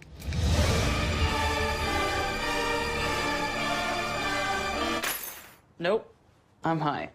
Let's order in. Don't make an exception when it comes to driving. If you feel different, you drive different. Back here at Carson Park as we head to the fourth inning. Bears on top of the Cavaliers 8-2. Cavs trying to chip away and get back into this one. Tyson Woodcock still on the mound for the Cavaliers. And leading off for the Bears in the top of the fourth is Joe Holling. He's 1 for 2, grounded back to the pitcher, and then singled that one that was knocked down over at third base by Garcia, but unable to make a play. Ground ball to Garcia, gets through the hole and out into left field.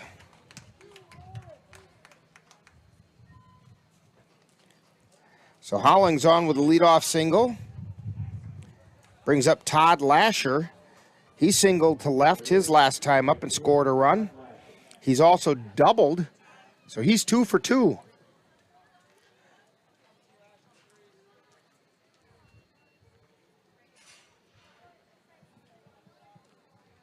Woodcock delivers. It's inside for a ball.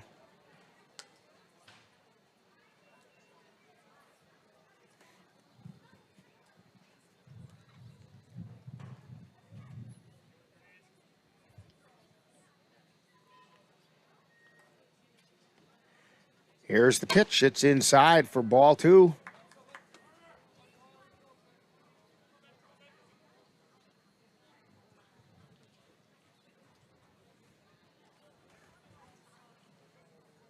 Two balls, no strikes. 2-0 pitch.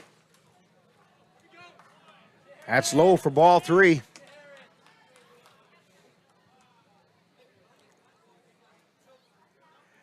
Woodcock knows he's not missing by very much, and he's showing a little frustration out on the mound. Holling takes his lead at first. And the pitch. And it's ball 4.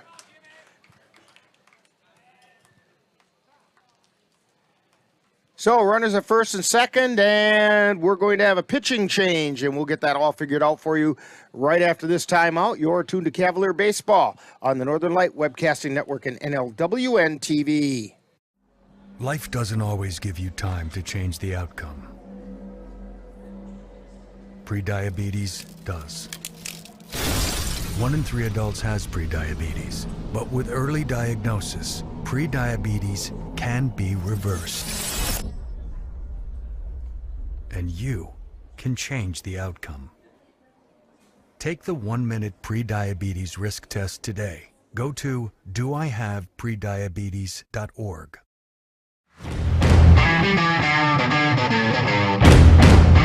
Let NLWN-TV and the Northern Light Webcasting Network bring you some tough semi-pro gridiron action. Our next broadcast will be on Saturday, June 17th, when we will bring you the Eau Claire Cavaliers taking on the Tri-City Bulldogs from Simpson Field on the UW Eau Claire campus. Live coverage on the Northern Light Webcasting Network audio service and on NLWN-TV begins with Cowboy kickoff at 3:35 p.m. That's live Eau Claire Cowboy football on Saturday, June 17th on the Northern Light Webcasting Network and NLWN-TV. If I could be you, and you could be me for just 1 hour. If we could find a way to get inside each other's minds. Walk a mile in my shoes. Walk a mile in my shoes. Well, before you abuse, criticize, and accuse, walk a mile in my shoes.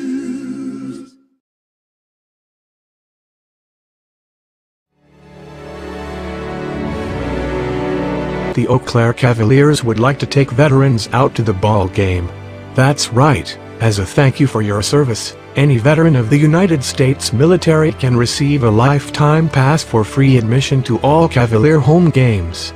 Just come to Carson Park with your veteran identification, and the Cavaliers will issue you a free lifetime pass to all Cavalier home games.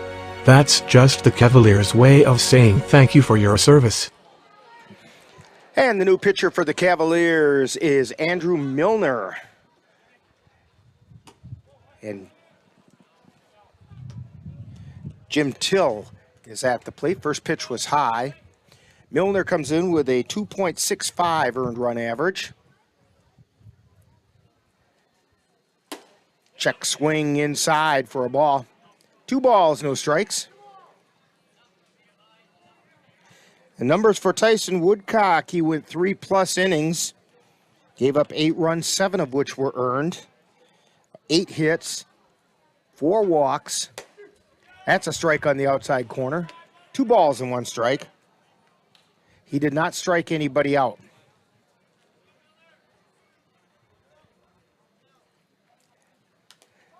Foul ball at the plate. 2 balls, 2 strikes.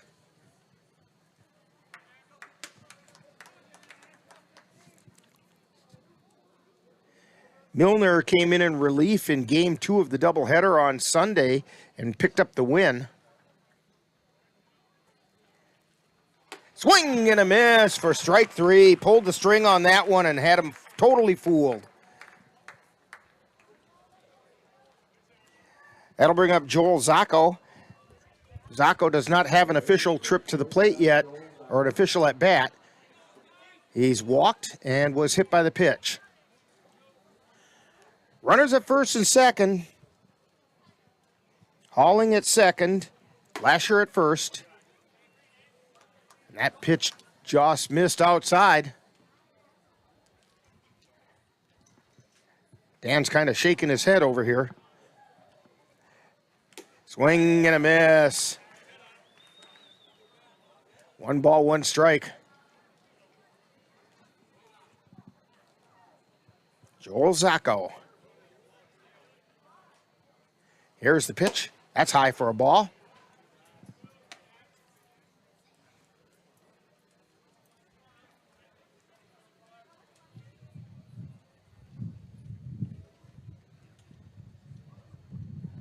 Here's the pitch. Swing and a miss. Strike 2. Counts even at 2 balls, 2 strikes.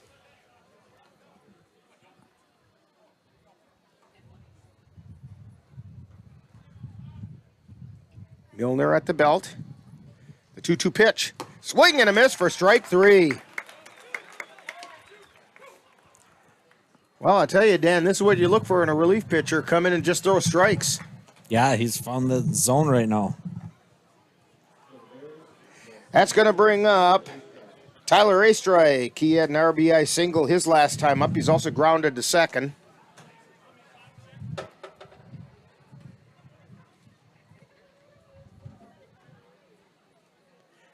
Here's the pitch. It's high and inside. Astrike tries to dig himself a little hole there in the batter's box to get out of the way of that one.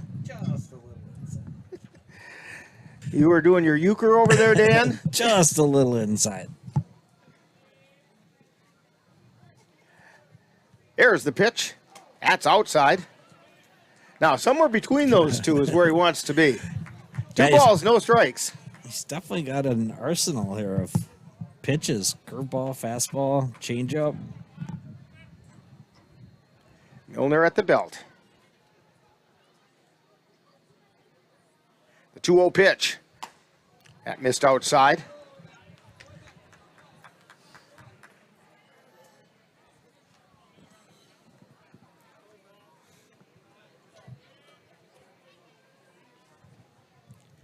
And the 3-0 pitch.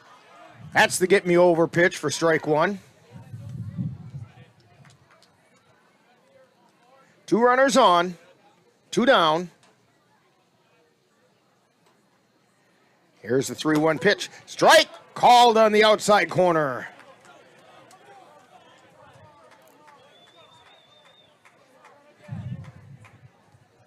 Full count, traveling time for the runners. Here's the pitch, runners go. And he just missed high with that. And the bases are loaded. Hauling at third, Lasher at second, a strike at first, and Grant Preston at the plate. He lined to third and has an RBI single to center.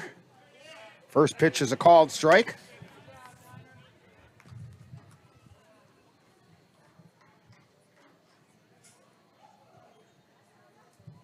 Here's the pitch.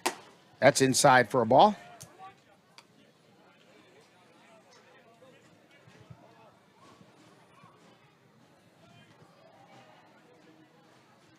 Milner delivers. It's inside. 2 balls and a strike.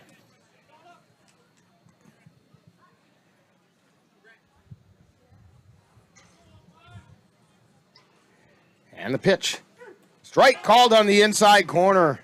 Preston thought that that was low and inside and was kind of dancing to get out of the way. He may have been right. 2 balls, 2 strikes, 2 down. Bases loaded. Here's the pitch. Check swing high for ball 3. Traveling time. 3 runners are going to be in motion here.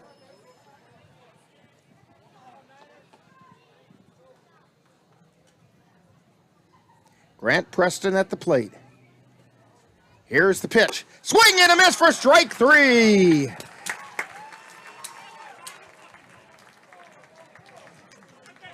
So for the Bears, they pick up no runs on 1 hit. There were no errors, and the bases were left full. So at the end of 3.5 innings, it's the Bears 8 and Cavaliers 2 on the Northern Light Webcasting Network and NLWN-TV. Let NLWN-TV and the Northern Light Webcasting Network take you out to the ballgame.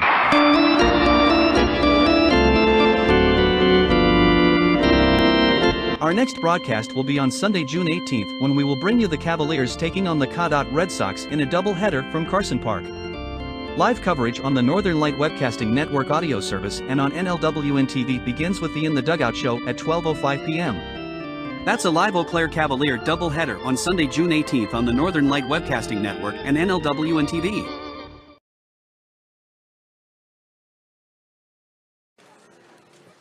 Back here at Carson Park.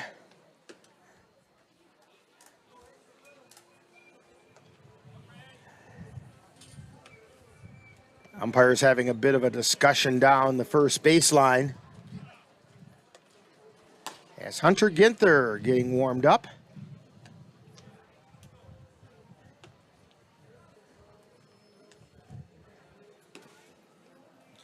Again, behind the plate is Rick Byer. Dick Smith is out on the bases.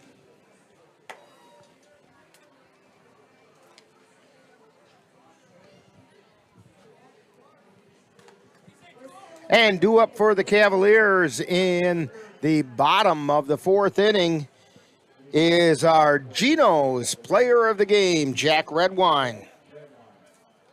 He's the designated hitter. Don't forget, go out to Geno's tomorrow, mention Jack's name, get yourself a free soft drink. High hopper over to first. He's going to take it himself. Johnson gets the put out, 3 unassisted. Somehow later on in this game, if Redwine should happen to come in and score, you'll get a free appetizer for your table out at Geno's. Cole Timon steps to the plate. He went down looking his last time up, and he was not at all happy about the strike calls on him. Here's the pitch. That's a strike right down the middle.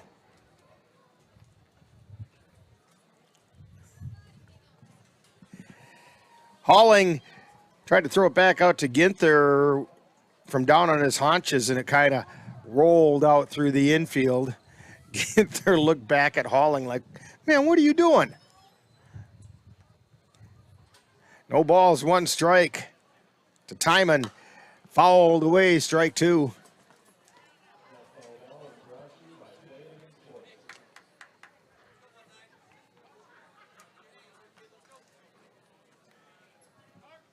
Oh, and 2 is the count to Cole Timon. And the delivery. It's outside for a ball.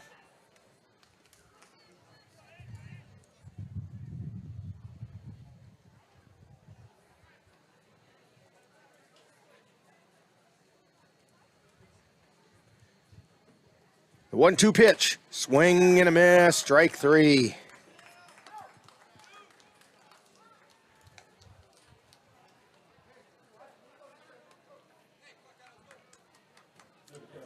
That's going to bring up the extra hitter, Connor O'Reilly, who grounded to short his first trip.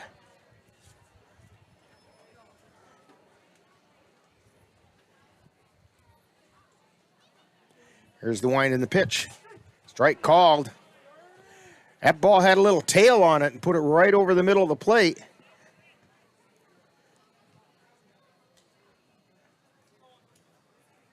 Ginther delivers. It's inside for a ball.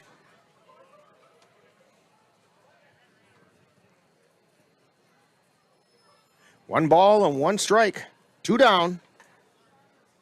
Here's the pitch. High fly ball towards left center field. Coming in to make the catch is Preston, and he does. So for the Cavaliers, they go down in order. No runs, no hits, no errors, nobody left on base. We've played 4, and it's the Bears 8 and Cavaliers 2 on the Northern Light Webcasting Network and NLWN-TV. The roar of our engines, the pump of our heartbeats, the pedal to our metal. The sparks that ignite us, the pistons that push us, the passions that drive us, on the roads that unite us. Napa has America's largest network of parts and care, here to be the fuel that keeps you firing on all cylinders. Visit either of Eau Claire's 2 locally owned Napa Auto Parts stores on Highway 93 or North Claremont Avenue.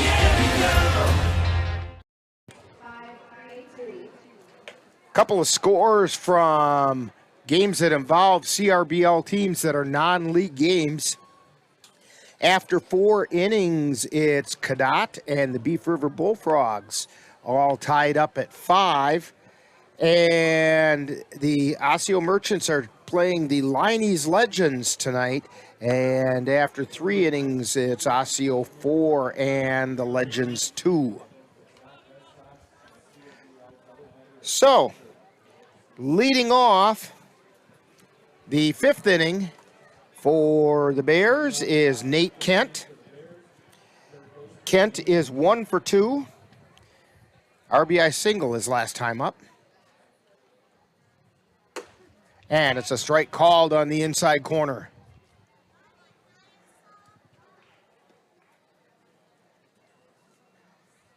Andrew Milner on the mound, and he delivers that one outside for a ball. Curveball a little bit wide that time. 1-1 pitch. Line shot out into center field for a base hit.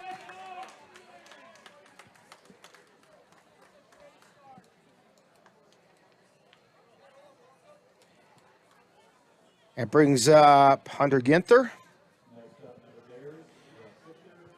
And Ginther is 0 for 3. Grounded into a couple of fielder's choices. He also flew out to center field. Pitch is inside.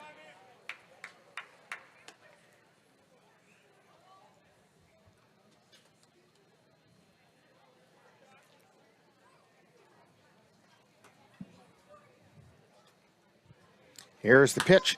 Line shot foul down the left field line.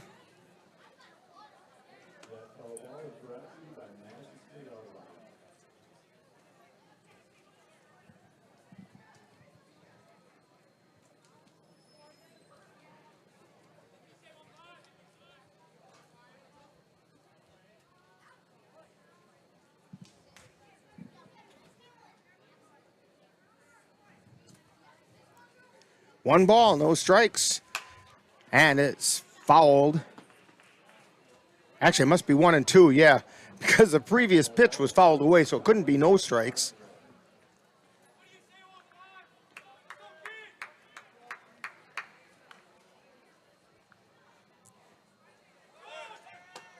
Runner goes, and pitch it missed for a ball. 2 balls, 2 strikes. Nate Kent on second.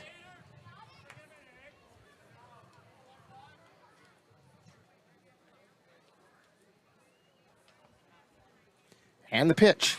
It's high and away. Ball 3.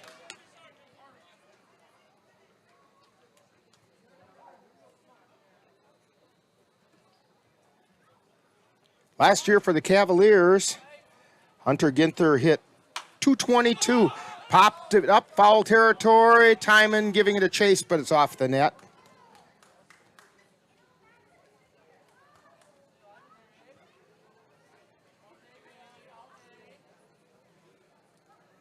He was in 10 games for the Cavaliers, started 6.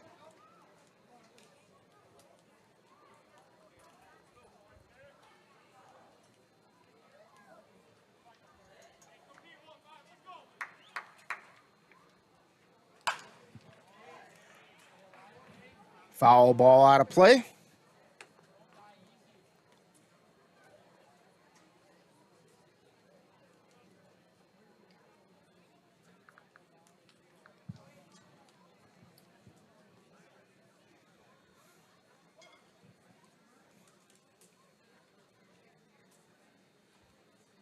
Milner looks at second and delivers. Line shot out into left field. Nate Kent's going to stop at third. Well, no, he's going to round. Comes in to score, and let's see if they advance him on an error there. It's a base hit for Ginther.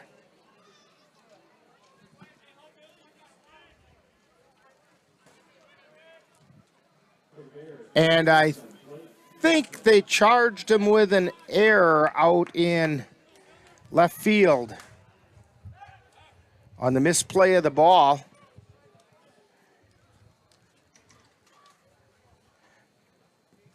Making the score 9-2, the Bears on top. High pop-up, shallow right field. Erickson dropping back, gives away to O'Brien, who comes in and makes the catch.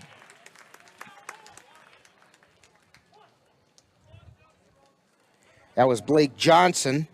And now up steps Joe Holling. Holling is 2 for 3. He's singled twice, scored a run.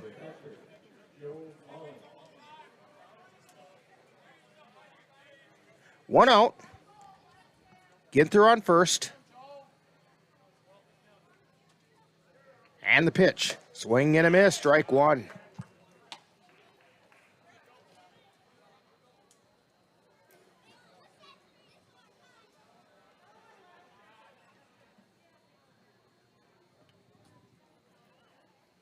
Here's the pitch. Fouled back out of play. Just off to our right. No balls, 2 strikes.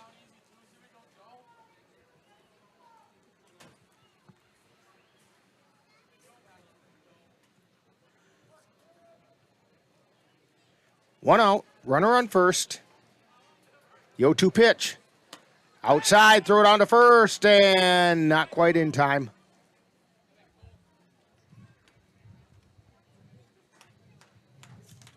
Ginther back in safely. 1 ball, 2 strikes. 1-2 pitch. Fouled back into the net. Count holds at 1-2.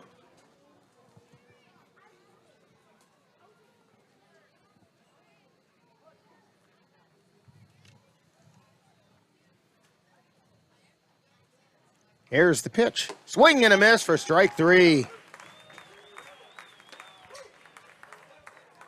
2 down.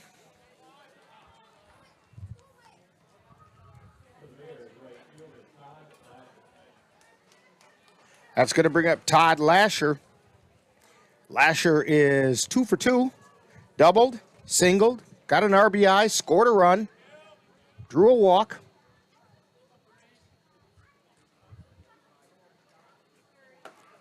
Milner just missed inside, ball 1.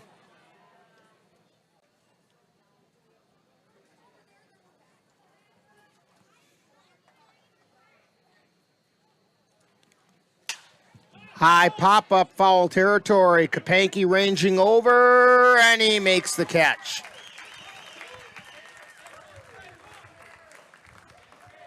So, for the Bears, they do pick up 1 run on 2 hits. There was 1 error and 1 left on base. We've played 4.5, and it's the Bears 9, Cavaliers 2 on the Northern Light Webcasting Network and NLWN-TV. Mom's Restaurant and Pub in Colfax has just what you need when you have that craving for a home-cooked meal the way Mom used to make it. Mom's is open from 7 a.m. to 3 p.m. daily and until 9 on Fridays with a complete breakfast menu. Lunch includes sandwiches, salads, wraps, and burgers, along with Mom's comfort food favorites, and don't forget dinner on Fridays with Mom's famous fish fry. The coffee always hot, the breakfast always delicious, and lunch puts a smile on your face. 225 Bremer Avenue, Colfax. Call 715-962-4617. That's Mom's Restaurant and Pub in Colfax. Regardless of where you are on your path to retirement, you can still take charge of your financial future today. Visit aceyourretirement.org and answer a few questions from Avo, your friendly digital retirement coach, for free tips, resources, and advice customized for your situation to help you feel confident and prepared for retirement. Retirement looks different for everyone. Make sure you're prepared for your financial future at aceyourretirement.org. Back here at Carson Park, Rick Olson, Cassie Johnson-Nelson, Dan Petchow, bringing you today's Cavalier game against the Eau Claire Bears. Cavs have their work cut out for them. Trailing 9-2 in the bottom of the 5th inning. Due up for the Cavaliers, Luke Erickson, Ben Boda, and Caden Erickson. Luke Erickson singled his last time up.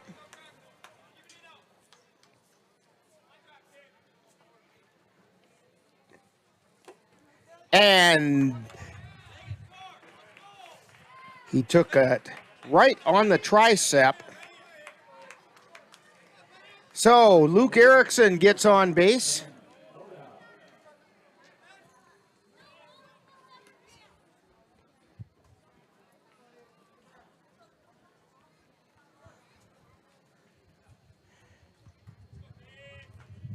Here's the pitch.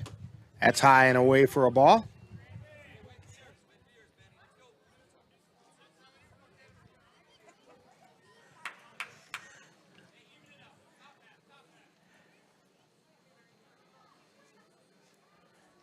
Here's the 1-0 pitch. 2 balls.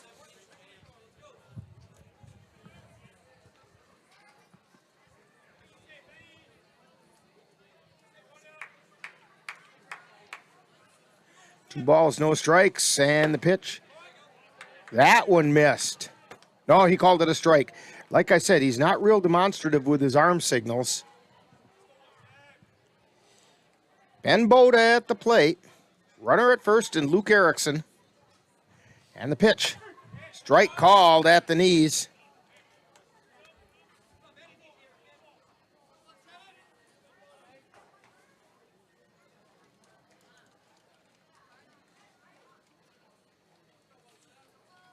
Here's the pitch. That's outside for a ball. The count is full to Ben Boda.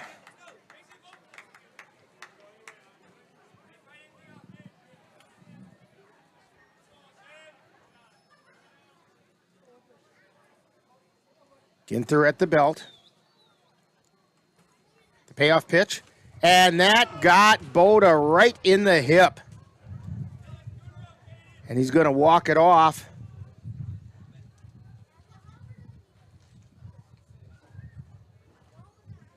That's 2 consecutive batters who have been hit by the pitch.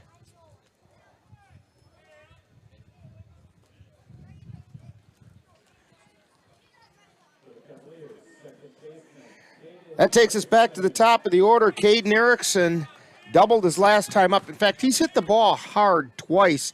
So hard the first time it snapped the bat in half. And the ball went out to the third baseman.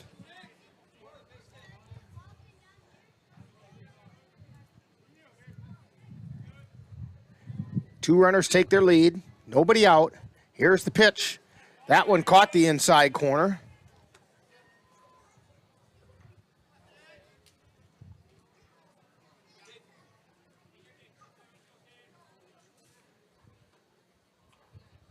Ginther looks at second and delivers outside for a ball. 1 ball, 1 strike.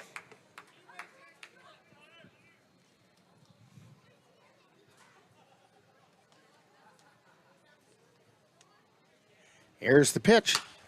Ground ball over to second. Scoop there to the short. Throw to first and not in time. So Erickson grounds into a fielder's choice.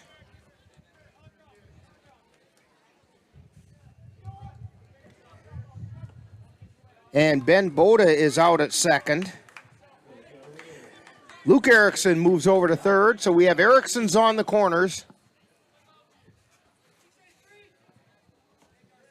Josh Garcia struck out twice.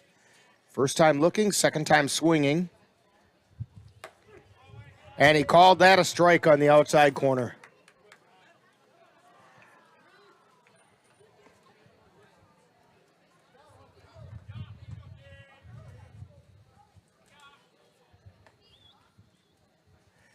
Runner goes, and nothing happening.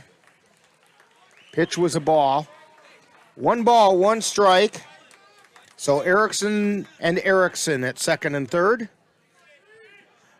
Luke at third, Caden at second. 1 ball, 1 strike to Josh Garcia. High and away, ball 2.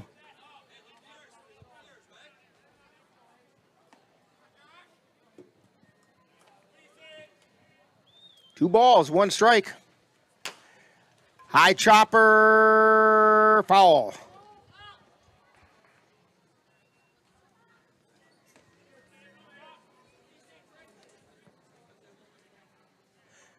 So the count's even at 2-2.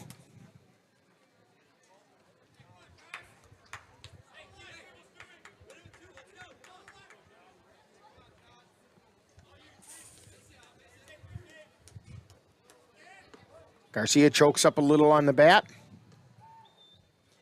And the 2-2 pitch from Ginther. Looper to short, caught out there by Zacco.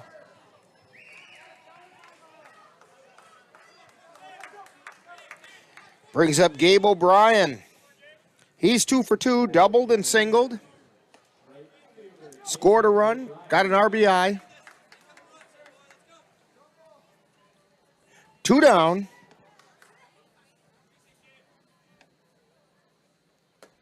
And it's a strike called on the inside corner.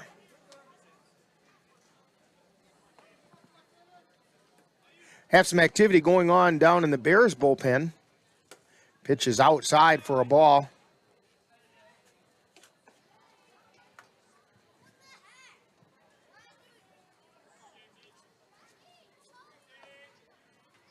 And the pitch, swing and a miss, strike 2.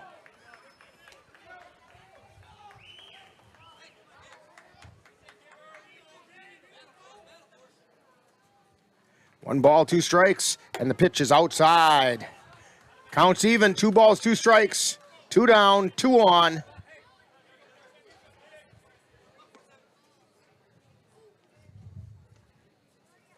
And the pitch. Swing and a miss for strike 3. Ginther gets out of the inning. And for the Cavaliers, no runs on no hits.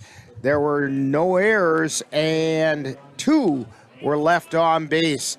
So we've completed 5, and it's the Bears 9, Cavaliers 2 on the Northern Light Webcasting Network and NLWN-TV.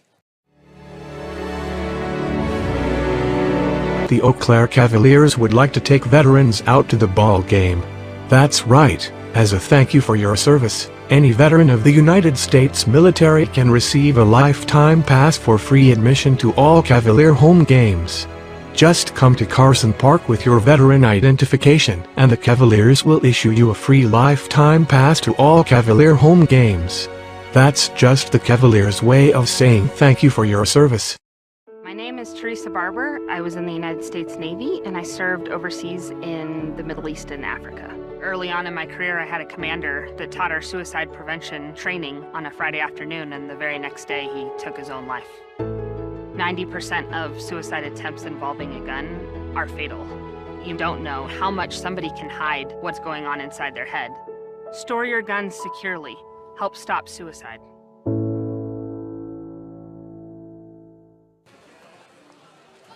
So we head to the top of the 6th inning with the Cavaliers trailing 9-2.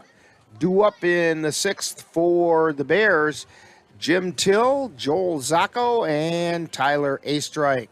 There was activity down in the Bears bullpen. Chevy Tollefson was throwing down there. But that activity has stopped. Jim Till, 1 for 3, and the first pitch misses.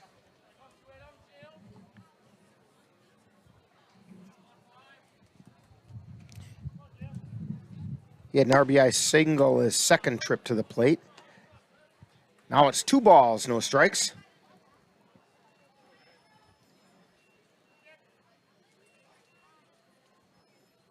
And the pitch. Strike called on the outside corner.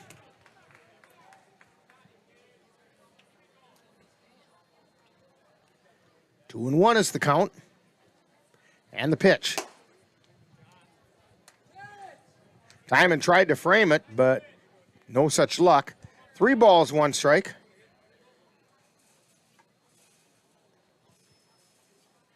And the pitch.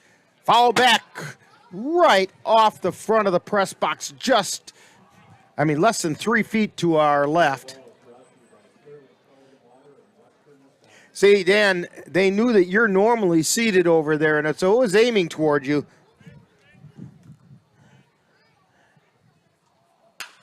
Ground ball, stopped by Kapanke, throw over to first, and he threw it away, backed up by Timon, no further advancement. That's going to be an error on the throw by Kapanke.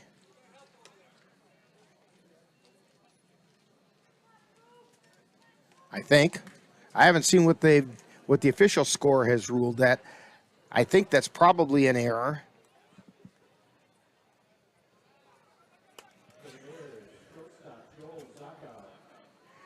That brings up Joel Zacco.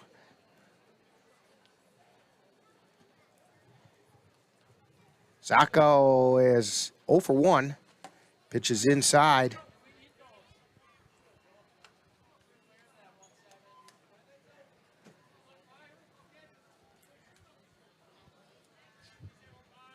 You know, as I think about it, that was a pretty tough play for Kapanke. They might give him an infield hit on that.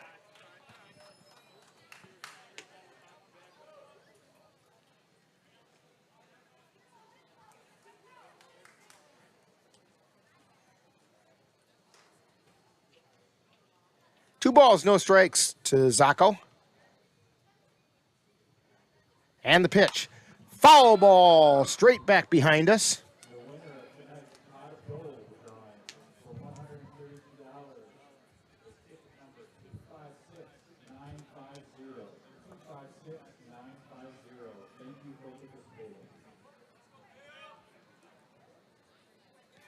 Runner takes his lead, and the pitch, swing and a miss, strike 2.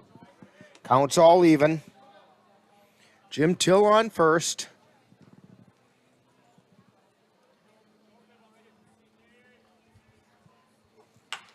And a foul ball. Count holds at 2-2. I don't know what the scoreboard did, but I'm going to change that to a hit over at first. Not charge Kapanke with the error. Here's the pitch. Missed outside. Count goes full.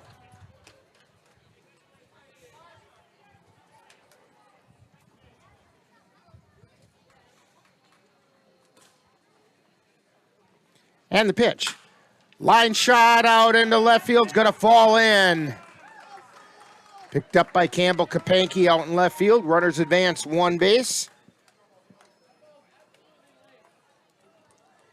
That'll bring up Tyler Astrike.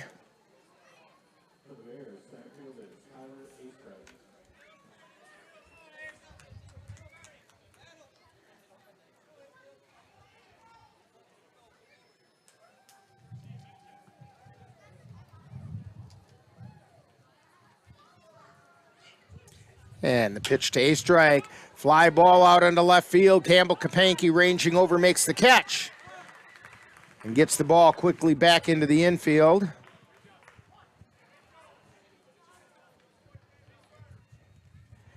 So with one down, Grant Preston coming to the plate. Preston's 1 for 3, got an RBI single. He's also lined to third and struck out. Milner delivers. Strike called on the outside corner.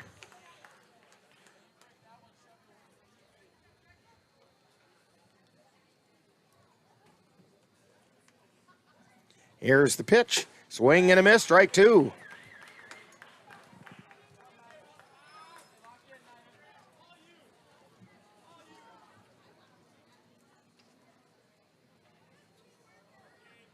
Here's the wind and the pitch. Swing and a miss, strike 3.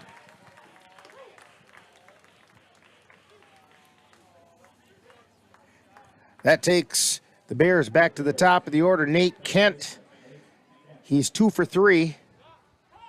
Couple of singles.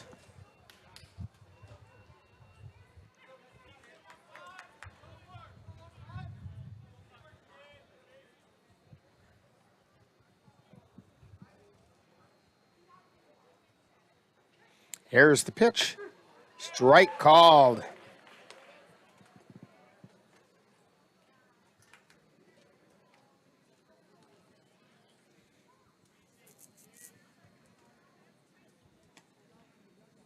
Milner delivers. It's high and away for a ball.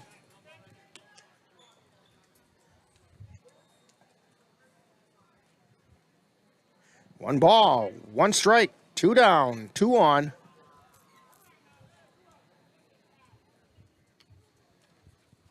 Swing and a miss, strike 2.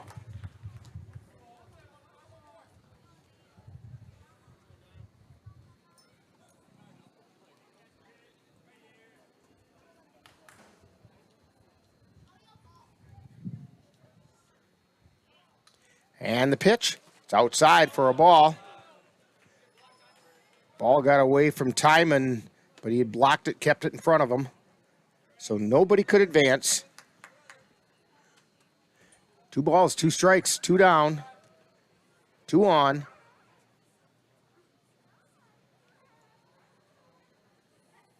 Nate Kent at the plate. Milner looks at second and delivers. Line shot out to shortstop. Ben Boda sticks his glove out and snags it. And for the Bears, they pick up no runs on 2 hits, no errors, and 2 were left. And we've played 5.5. And it's the Bears 9, Cavaliers 2 on the Northern Light Webcasting Network and NLWN-TV. Ready for a better way to bank? Switch to Royal Credit Union. Royal Credit Union is a financial co-op, not a corporation, so we return earnings to our members.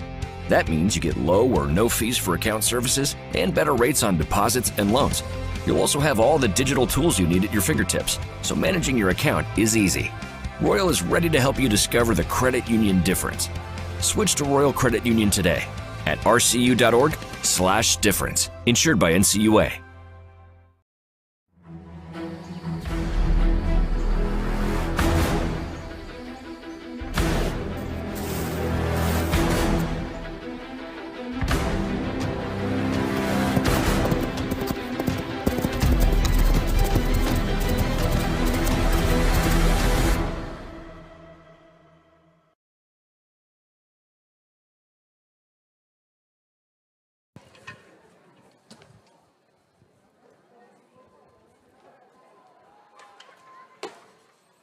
Hunter Ginther still on the mound for the Bears.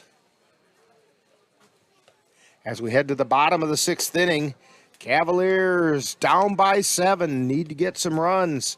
Cooper Kapanke, Campbell Kapanke, and our Geno's player of the game due up.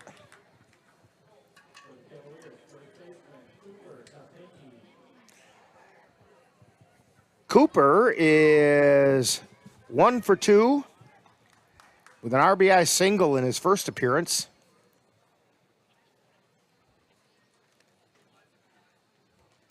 Foul ball back toward the top of the grandstand.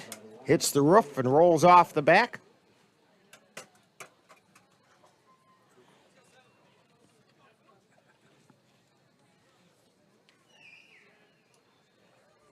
Here's the pitch. Swing and a miss, strike 2. Cassie, what kind of a girl from Colfax are you that can't put something into the basket?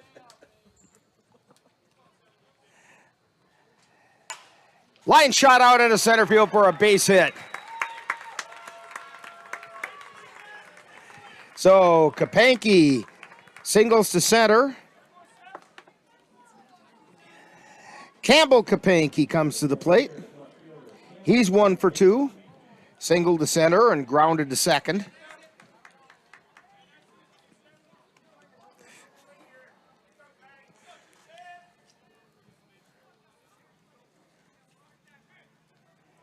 Cooper takes a lead at first. Foul back into the screen by Campbell. No balls and 1 strike.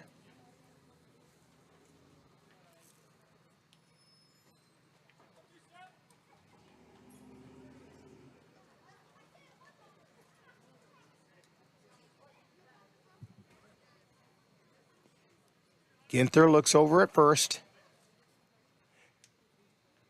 And the pitch.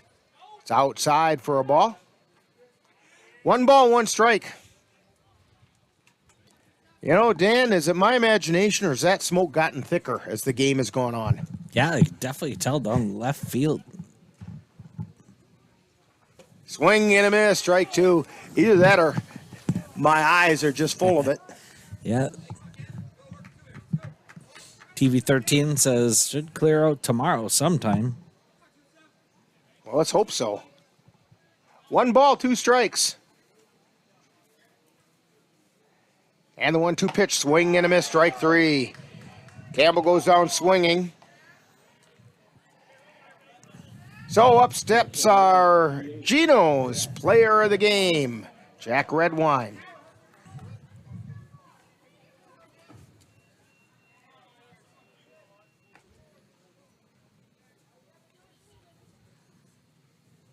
Runner goes. Ginther throws. And we got a balk. We have a balk called.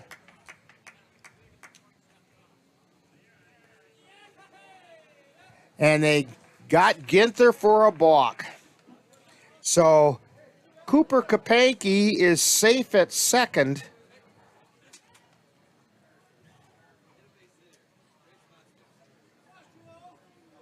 Redwine steps back in. Cooper with his lead. And a chopper out toward second base. Scooped up there, throw over to first for the out. But Cooper moves over to third. That brings up Cole Timon. Victim of strikeouts. His other 2 appearances. I would say he's due.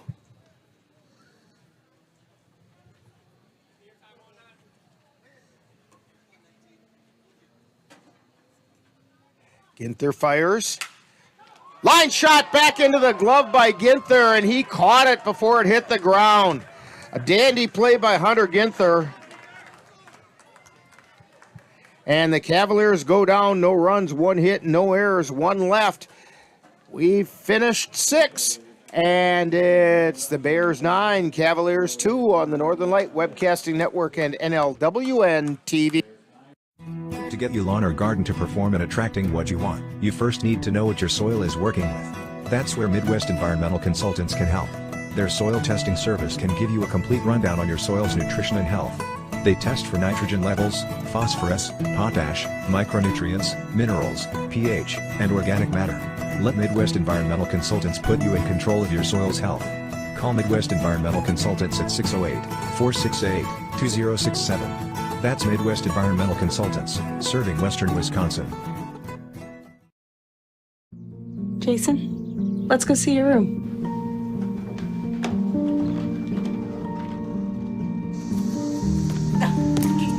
That's not right.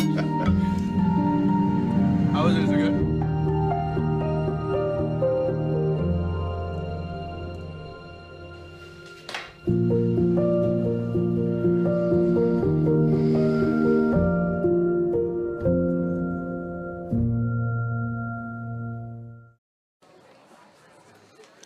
Back here at Carson Park, we head to the 7th inning. Cavaliers trailing by 7. Due up for the Bears in the 7th.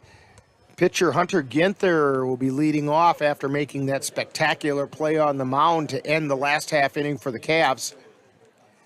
He'll be followed by Blake Johnson and Joe Holling.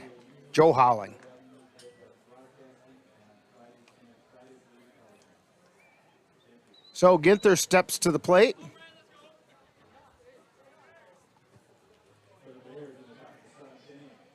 He's 1 for 4. Singled his last time up to left field.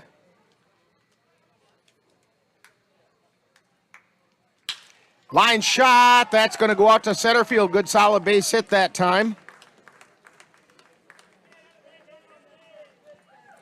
So Ginther leads off with a single. Brings up Blake Johnson. Johnson is 0 for 3. Grounded to the pitcher, hit into a fielder's choice, and flew out to right. He's also drawn a walk. That pitch just missed outside.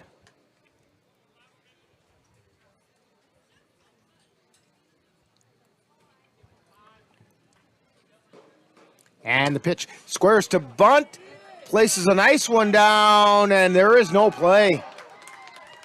Bunt single for Blake Johnson.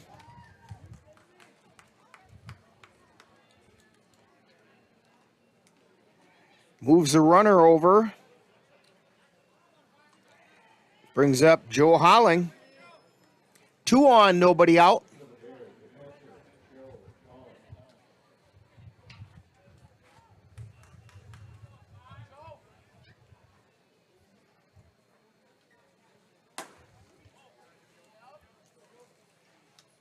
And that first pitch missed.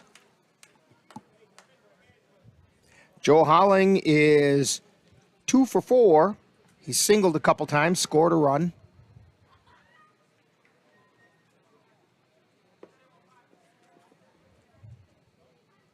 Milner delivers. Line shot out into right field. O'Brien cuts it off. 1 run comes in to score. Throw coming in to Timon.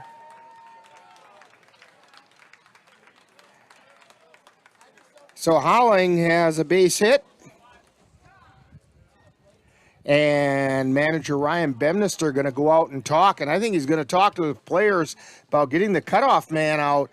That's 2 straight fly balls that the outfielders have not hit the cutoff man. But give Holling an RBI as Ginther came in to score. Making the score 10-2. Runners on the corners with nobody out. Due up for the Bears is Todd Lasher.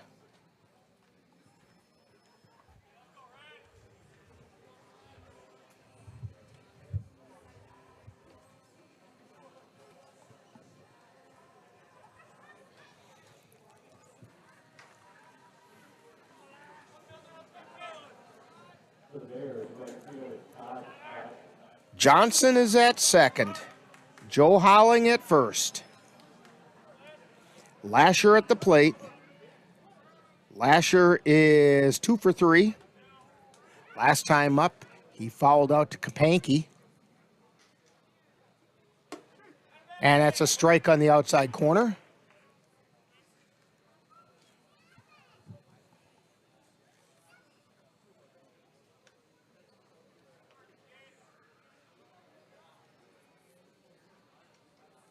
And the pitch. Outside for a ball. 1 ball and 1 strike.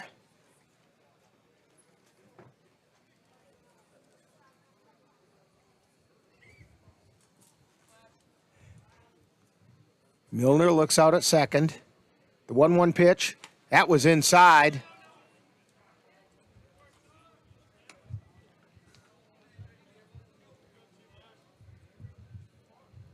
Two balls and a strike.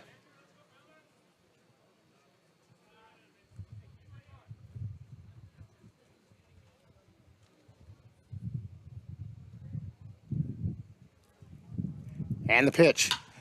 Line shot, ground ball through the hole into left field. And Johnson kind of stumbles into third base. So 1 base at a time. Almost looked like maybe Johnson missed his stride as he was coming to third. He was going to try and touch it in round third, but he appears to be okay. So the runners each advance. Johnson's on third, Holling on second. Lasher now on first, and Jim Till at the plate. Nobody out, bases loaded. Till is 2 for 4. And the first pitch is a called strike.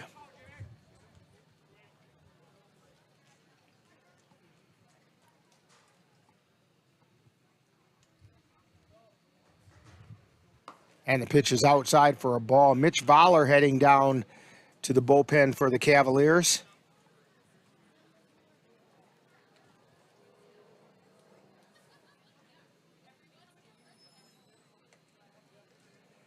Here's the pitch. Strike called on the outside corner.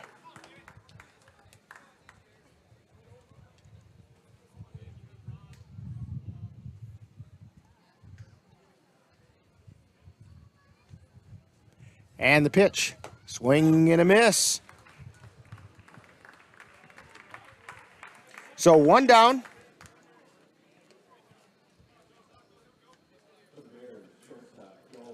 That's strikeout number 6 for Milner.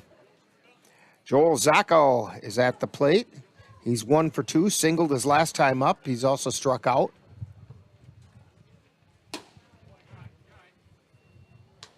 That pitch was just a little high for a ball.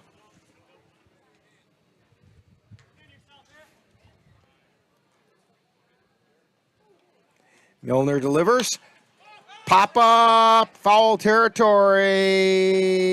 Timon makes the catch.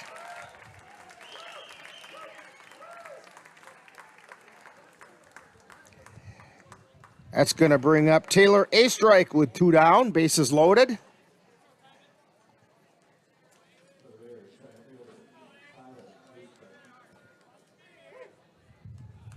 That is Tyler a strike. I don't know why I keep calling him Taylor.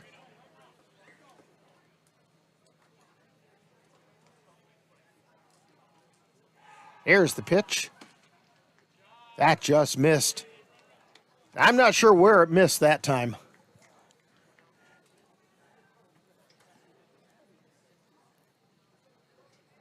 And the pitch, that's high and away. 2 balls, no strikes. 2 down.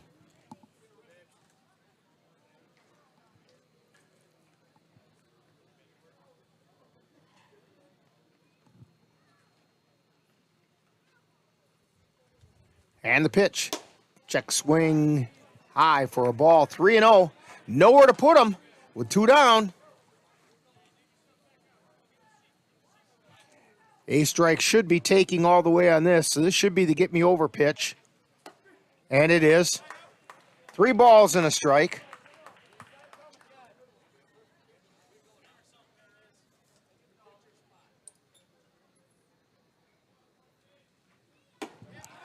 And it's ball 4, and that walks in a run.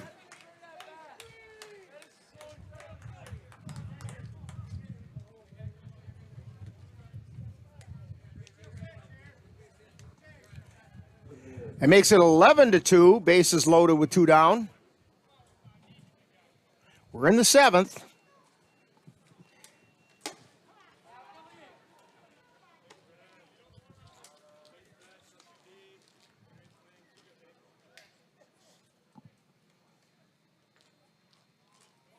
Swing and a miss. 1 ball, 1 strike. Grant Preston at the plate. Preston's 1 for 3. Singled, struck out twice. Swing and a miss, strike 2.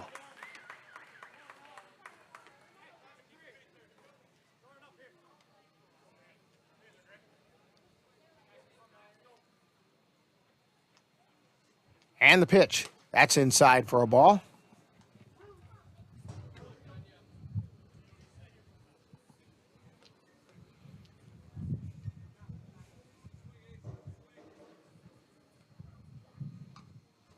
And the pitch.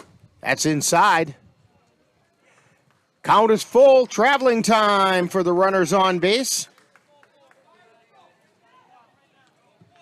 3 balls, 2 strikes, 2 down. Bases loaded. Milner's payoff pitch. High and away, ball 4, and that walks in another run. That's an important one, too.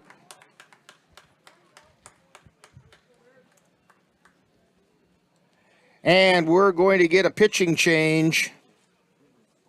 Yeah, maybe not. I thought manager Ryan Bemnister was going to go out.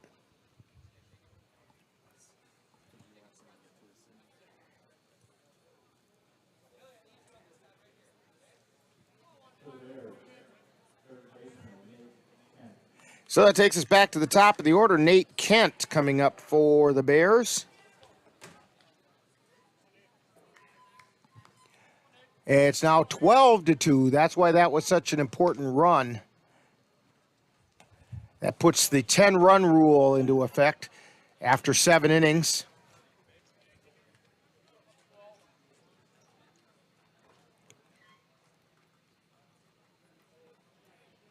Here's a pitch. Pop up in the infield. Coming in and making the catch is O'Brien. So,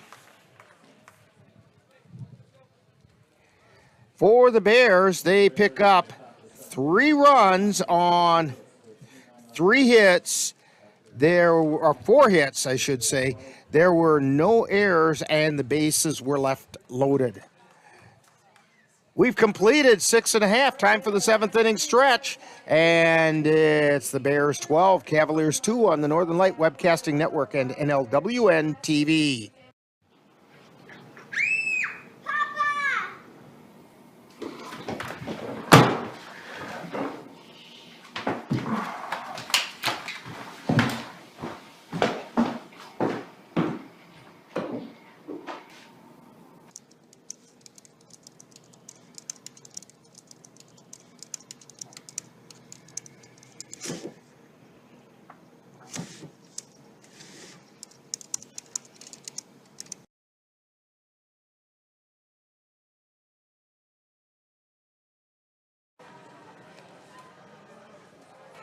So we head to the bottom of the 7th inning. Cavaliers need to produce at least 1 run to keep the game going. They're down 12-2.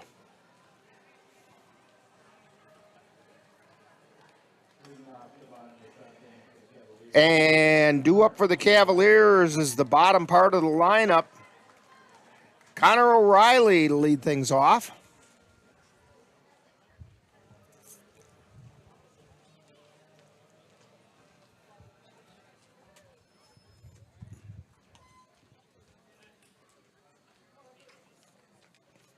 Here's the wind and the pitch. It's inside for a ball.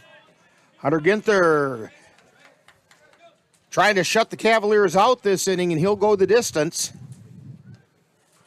Here's the wind and the pitch. That one's a strike at the letters.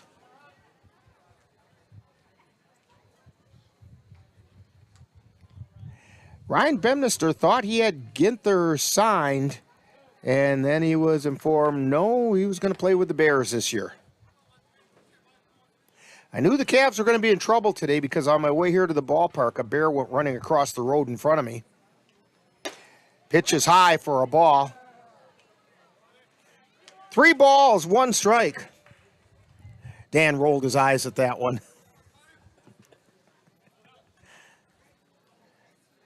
Here's the wind in the pitch. Ground ball, foul. Only by about a foot.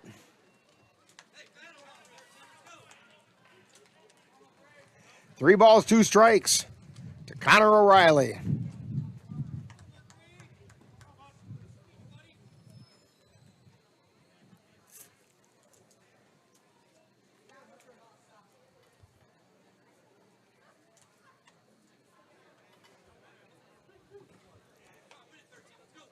Full count to Connor O'Reilly. Ginther winds the payoff pitch. Swing and a miss, strike 3.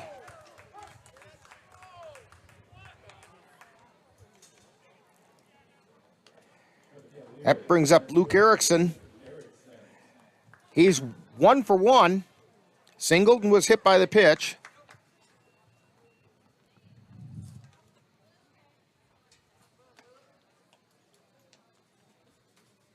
Here's the wind and the pitch. Strike called on the inside corner.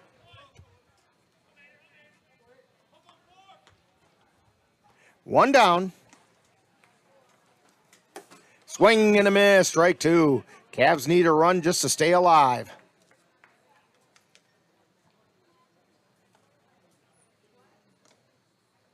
Here's the wind and the pitch. Inside. 1 ball, 2 strikes.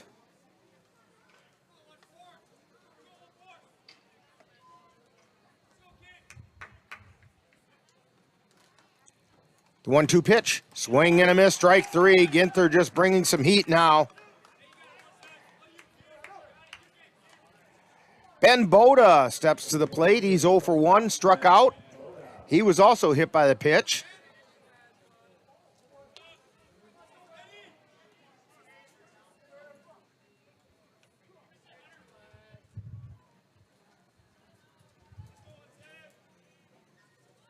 Here's the wind in the pitch. That's high for a ball.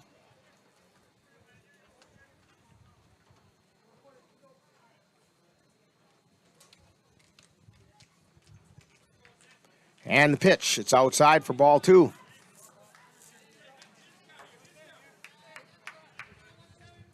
It's all up to Ben Boda.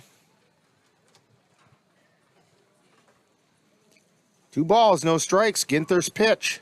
Swing and a miss, strike 1.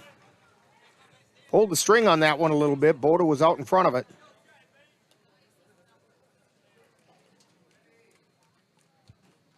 And the 2-1 pitch fouled back into the screen. Cavs down to their final strike.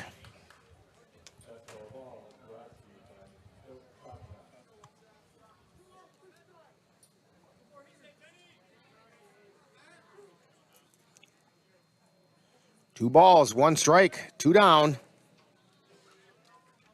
Hunter Ginther trying to end it right here, and the pitch. That one got him right in the ear hole, right off the helmet, and Boda is heading back toward the dugout, and they're probably going to pull him out of the game.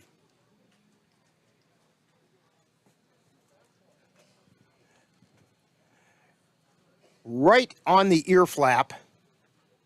Thank goodness for the ear flap.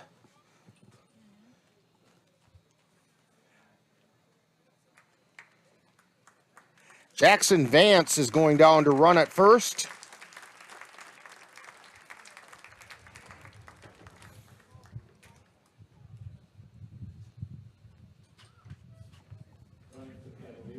And that means we go to the top of the order. Caden Erickson.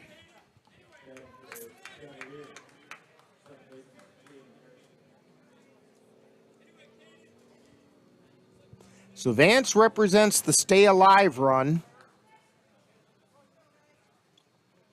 I think, is that a new term maybe, Dan? Throw over to first and Vance is back in.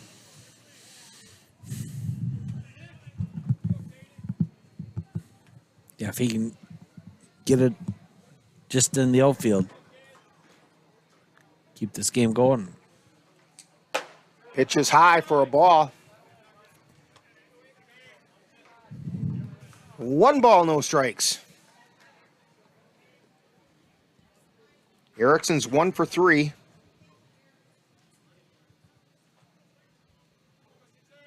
And the pitch. It's outside.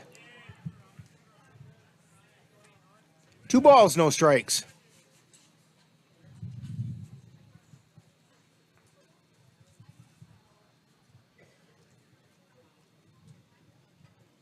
Ginther looks over at first and delivers.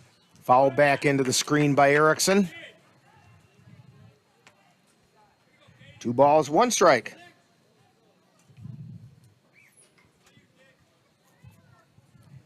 If the Cavaliers can manage to play to run, it'll be interesting to see how they set up defensively. See if Boda comes back in or throw over to first and Vance is back.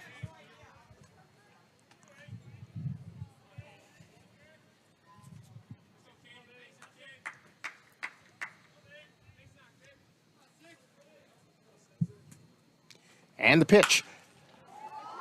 Looper out into left field, heading over is Preston, and he makes the catch, and that will do it. For the Cavaliers, no runs, no hits, no errors, 1 man left on base.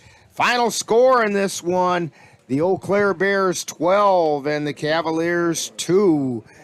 Winning pitcher is going to be Hunter Ginther, who went the distance, and the losing pitcher will be Tyson Woodcock. We'll have more on this when we get to talking baseball right after this timeout on the Northern Light Webcasting Network and NLWN-TV.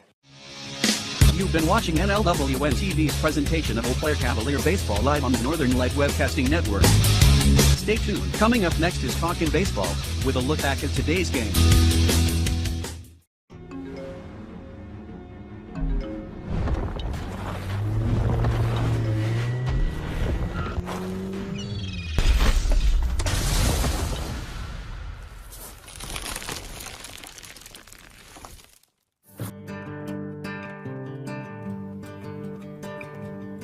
Time now for Talkin' Baseball, with a wrap-up of today's Eau Claire Cavalier baseball game, presented by Mama Squirrels Cleaning and more.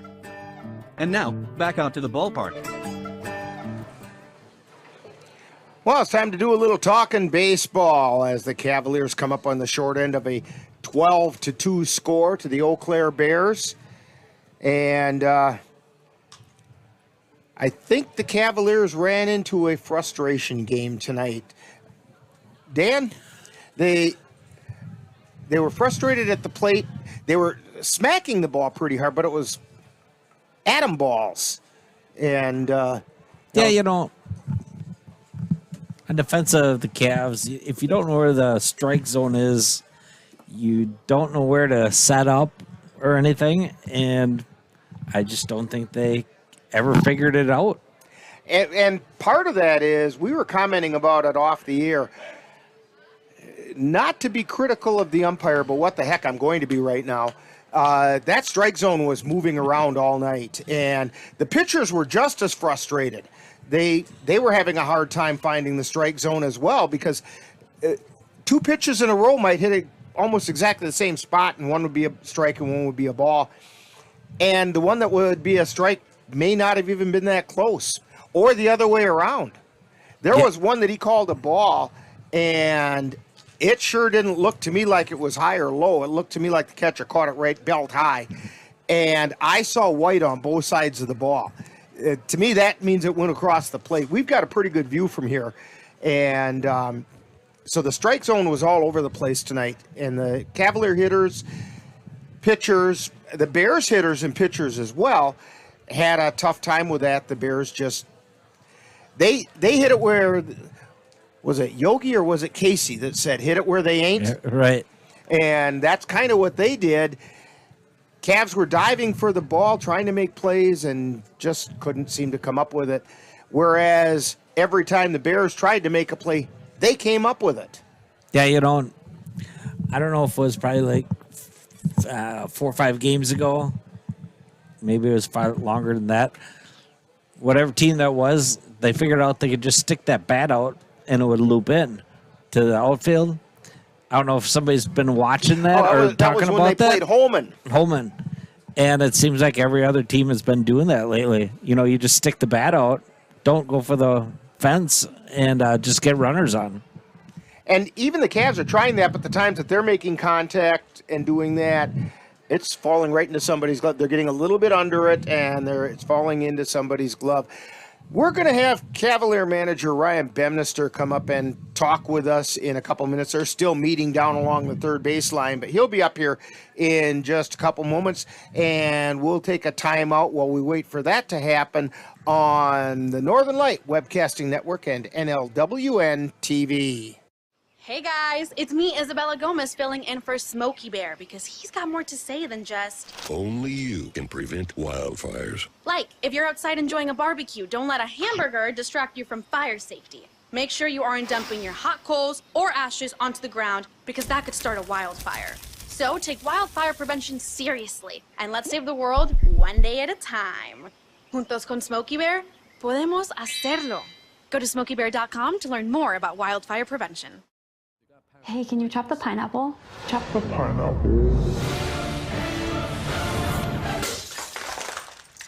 Nope. I'm high. How about I wash off the grapes? Yes. Okay. You're already making good decisions when you're high. I want tacos. Will you drive? I'm a little toasty.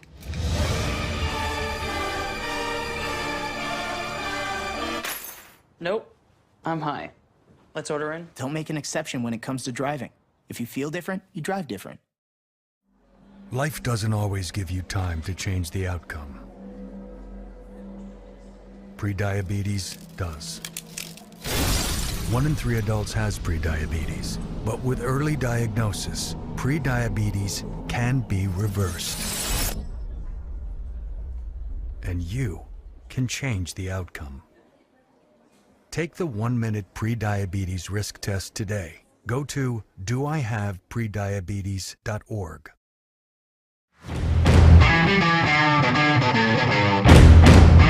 Let NLWN-TV and the Northern Light Webcasting Network bring you some tough semi-pro gridiron action. Our next broadcast will be on Saturday, June 17th, when we will bring you the Eau Claire Cavaliers taking on the Tri-City Bulldogs from Simpson Field on the UW Eau Claire campus. Live coverage on the Northern Light Webcasting Network audio service and on NLWN-TV begins with Cowboy Kickoff at 3:35 p.m. That's live Eau Claire Cowboy football on Saturday, June 17th on the Northern Light Webcasting Network and NLWN-TV. If I could be you, and you could be me for just 1 hour. If we could find a way to get inside each other's minds. Walk a mile in my shoes. Walk a mile in my shoes. Well, before you abuse, criticize, and accuse, walk a mile in my shoes.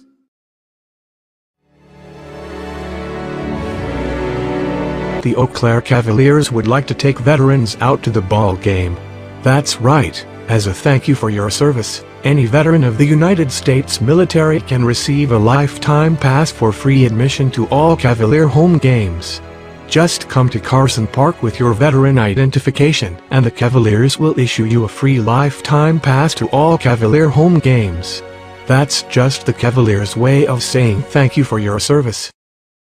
Regardless of where you are on your path to retirement, you can still take charge of your financial future today. Visit aceyourretirement.org and answer a few questions from Alvo, your friendly digital retirement coach, for free tips, resources, and advice customized for your situation to help you feel confident and prepared for retirement. Retirement looks different for everyone. Make sure you're prepared for your financial future at aceyourretirement.org. And we're back here at Carson Park, and joining us right now is Cavalier manager Ryan Bemnister. And boy, Ryan, this one's kind of a tough one to take. Yeah, it was a bad game all around. And it had to be very frustrating for the players. Dan and I kind of, after the game was over, had our say about the balls and strike calling behind the plate. It was like and I know you're not going to blame the umpire, and because it was the same for both teams, but boy, that strike zone was moving around all night. Yeah, and the strike zone is where the umpire's going to call the strikes, and the boys know that, so they got to go to work and do their job. And that's true. The problem is a player can adjust to an umpire who's consistent with his strike zone. The problem was tonight, it just didn't seem like it was. Just be more aggressive. That's all they have to do is be more aggressive. Instead of watching some pitches and swinging at bad ones, just be selective and be aggressive on those selections and hit the ball.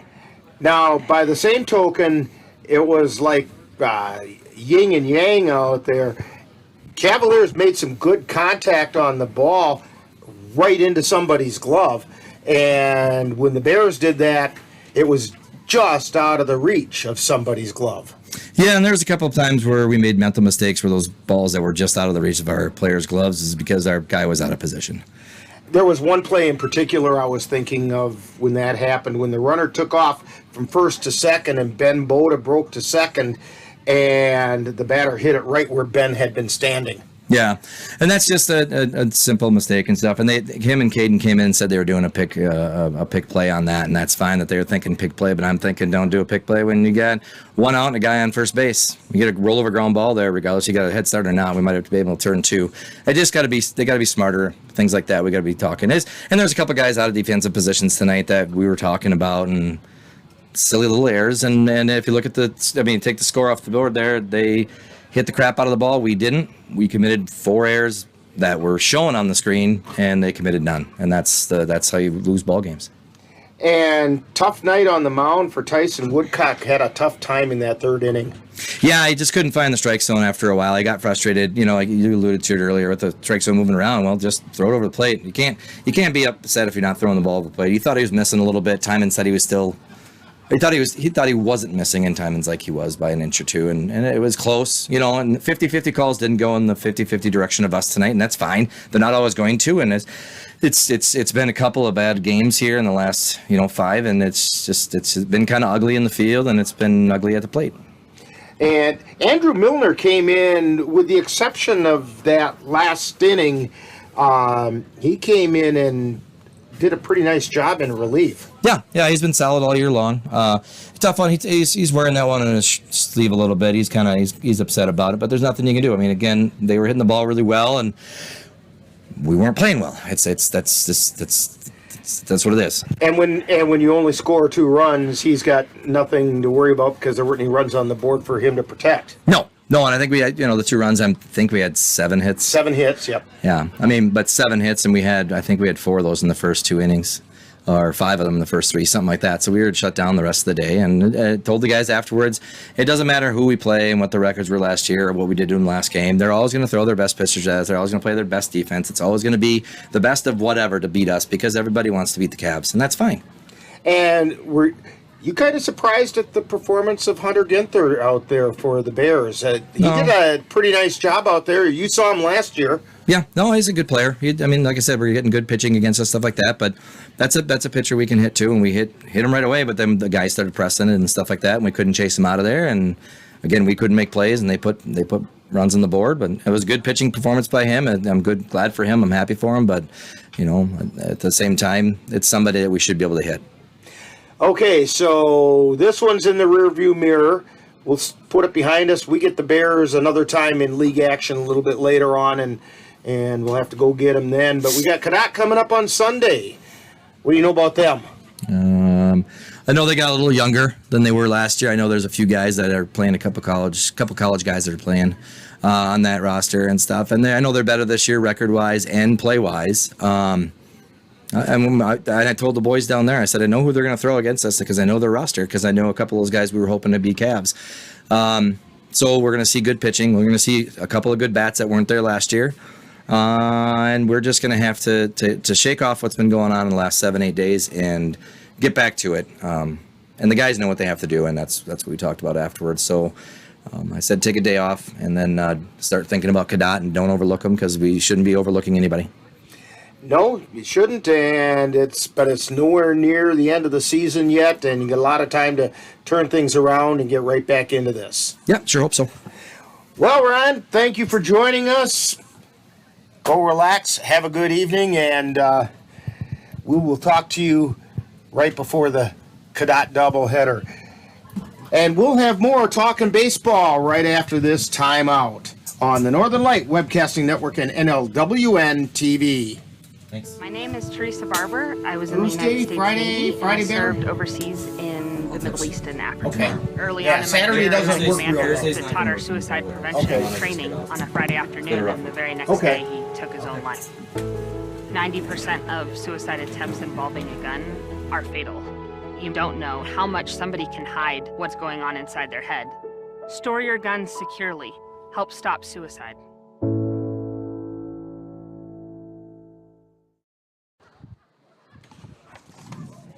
And we're back here at Carson Park, just wrapping things up on Talking Baseball. Dan, your final thoughts? Maybe. Well, here. How about that? Yeah, Cavs just need to put something together here next game, and got to string a few games together here and get back on the winning track.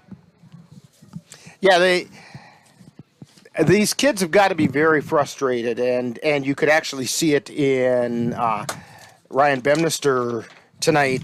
He's getting pretty frustrated, and I know that he believes in these guys, and he knows that they can play better than they're doing, and he wants to get things turned around. Yeah, when it takes me back to when I was playing goalie, playing hockey, and then all of a sudden I just don't see the puck in the net, and the easy ones go by, and sometimes you just don't see the ball, like you usually do. And you're right, that could be part of what's going on. So the winning pitcher tonight was Hunter Ginther for the Bears. Losing pitcher was Tyson Woodcock for the Cavaliers. Cavaliers' record now goes to 7-5. They are 4 and now I lost track. Anyway, they got another loss in the CRBL, and the Bears go to 5-4 in the CRBL.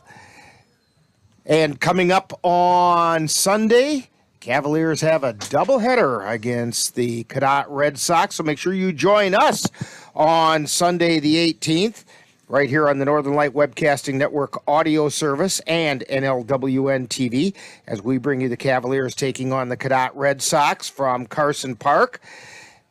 Coverage begins at 12 noon with In the Dugout show, followed by all the play-by-play action.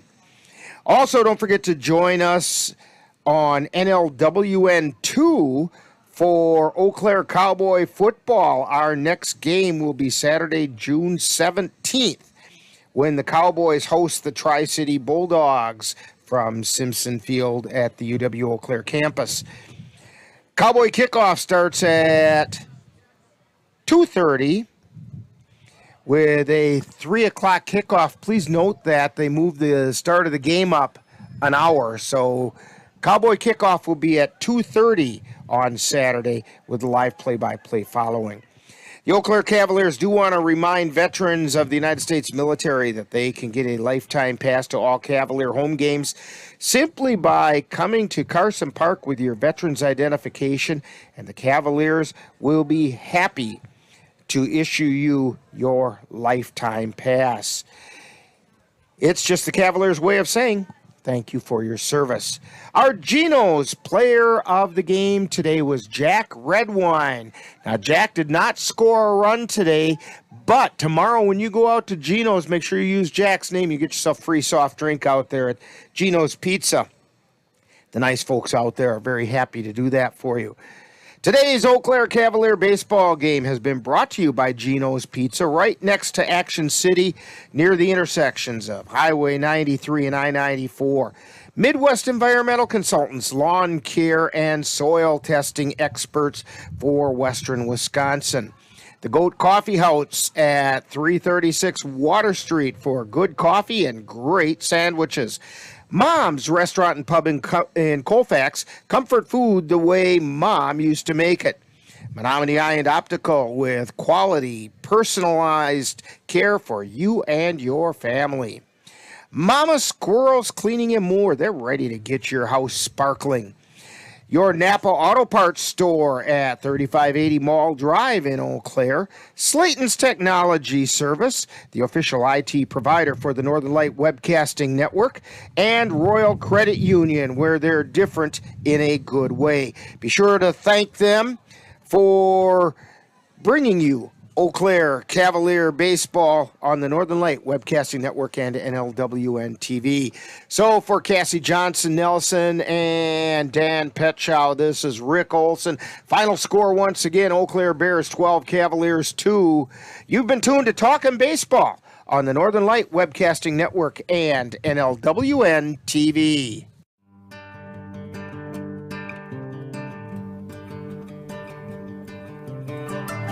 You've been watching Talkin' Baseball, a wrap-up of today's Eau Claire Cavalier game. This has been a production of NLWN-TV.